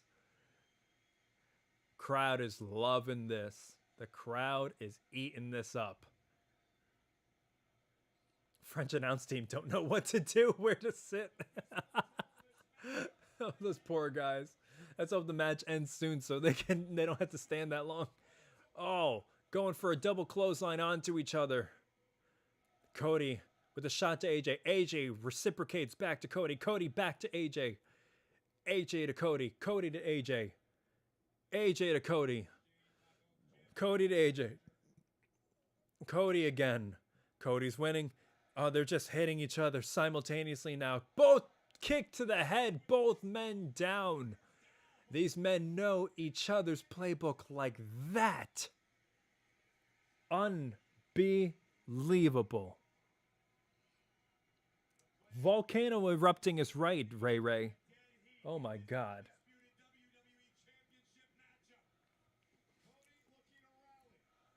This is awesome. The crowd is chanting. Guys, if you like this, thank you so much. Thank you so much. Leave a like, leave a comment, leave a tip. Subscribe to the channels.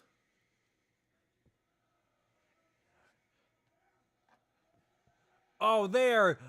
Both men in the corner, hyping each other up. Running, giving it the best shot. I have to believe that they watched Will Ospreay and Bryan Danielson because they did the exact same thing in that banger of a match. They know what works. They pay attention to the product. Both men duking it out. Cody paying homage to his late father, Dusty Rhodes, with the punches, rolling it up. Oh, bionic elbow. 1, 2. AJ kicks out at 2.5. Unreal. Unbelievable match.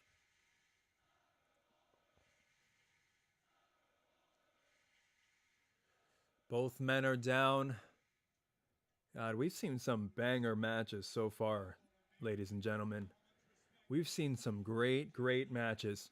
Cody struggling to his feet with AJ right behind him, paying homage to his late father, Dusty Rhodes, while also at the same time pulling a move out of Bryan Danielson and Will Ospreay at AEW Dynasty by sizing each other up in the corners and then giving it their best shot. Cody against the ropes, looking for a Cody cutter. AJ stops him. Oh, AJ looks, is that a tombstone he's setting up for? Oh, hey, Cody reverses it into his own. Finch is putting Styles up. AJ down. Managed to get out. Boot to the face. AJ suplex into the turnbuckle on Cody. What amazing reversals that these men are pulling out. Again, cannot stress enough how much technical savvy these guys have. Unbelievable. Crowd is loving it. Crowd is on their feet. Cody looks like just look like a flopping around like a fish. He is so down. AJ has him up. Backbreaker. Targeting the back. AJ on the ropes, looking like Is he AJ on the outside on the ropes, sizing up maybe for the phenomenal forearm? Nope. Nope. 450. 450 splash on Cody Rhodes cover. 1, 2. Cody kicks out. AJ looks dismayed. The crowd is chanting in French. This is awesome. AJ 450. Nothing.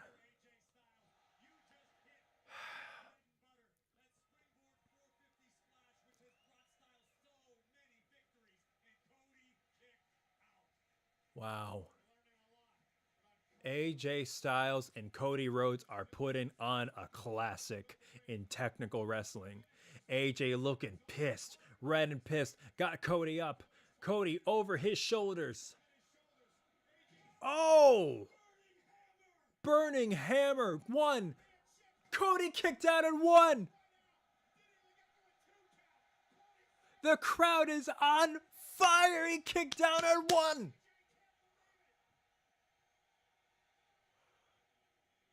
Oh, they are taking pages and pages out of AEW's book. I mean, Kenny, pretty much just everything Will Ospreay. Cody on the ropes. Cody cutter! 1, 2. AJ kicked out! Oh, my God.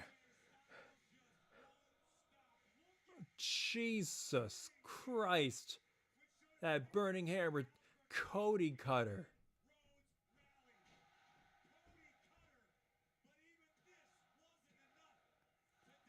This is insane.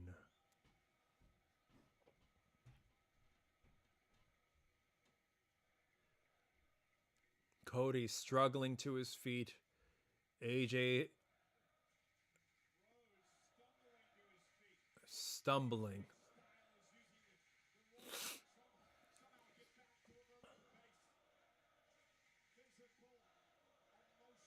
AJ pulling himself up in the corner.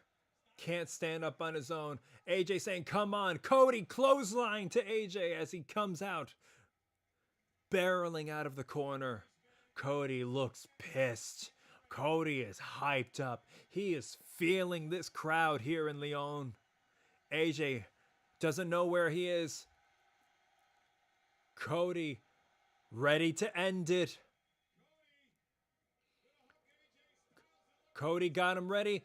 Oh, AJ reversed out of... Oh! Pele kick. Cody... Reverse the crossroads. AJ has a chance.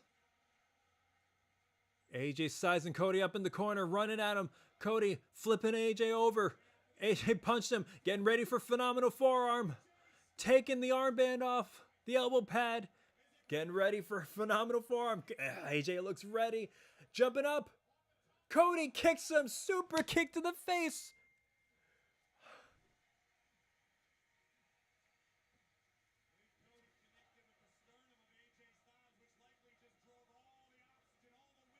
Cody Rhodes reversed phenomenal forearm with the super kick to the face. Cody getting him up.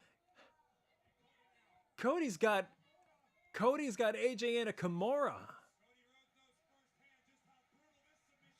Look at that. Pulling a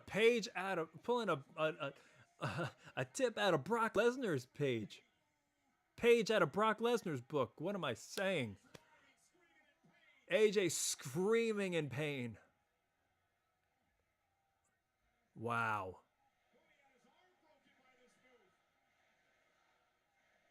Come on, AJ. AJ getting to his feet. Is AJ going to tap? No, AJ's not going to tap. AJ getting to his feet. Struggling to his feet at that. Got Cody up. He's picking Cody up. Look at the strut. Slams Cody down. AJ is definitely stronger than he used to be. And the crowd is loving it. Got Cody up. Maybe for Styles Clash. Nope. Cody's kicking him in the face.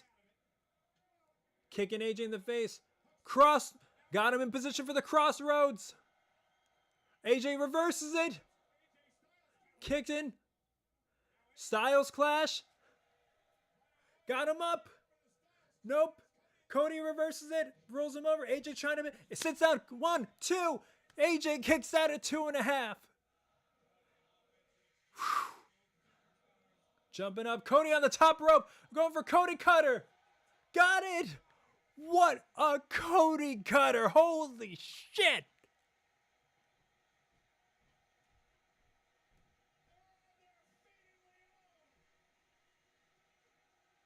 Cody is feeling it.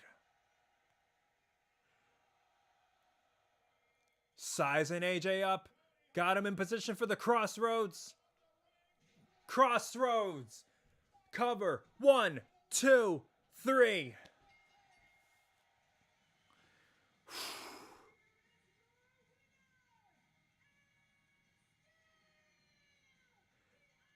And still the undisputed WWE champion, Cody Rhodes.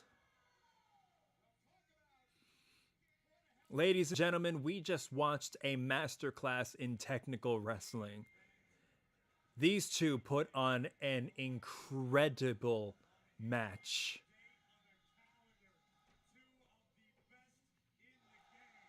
The question is now, where do we go with AJ Styles?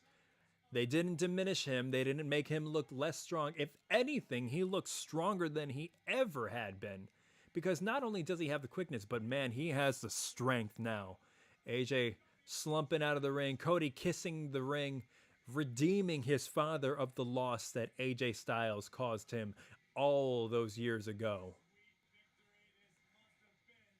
Cody Rhodes stumbling to his feet, arm lifted in triumph. Cody Rhodes is still your WWE Undisputed Champion. What a style, what a Cody Cutter they just showed. Wow.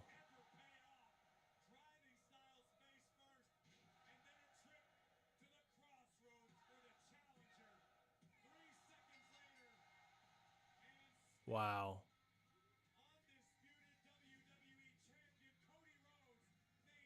AJ being helped to the back.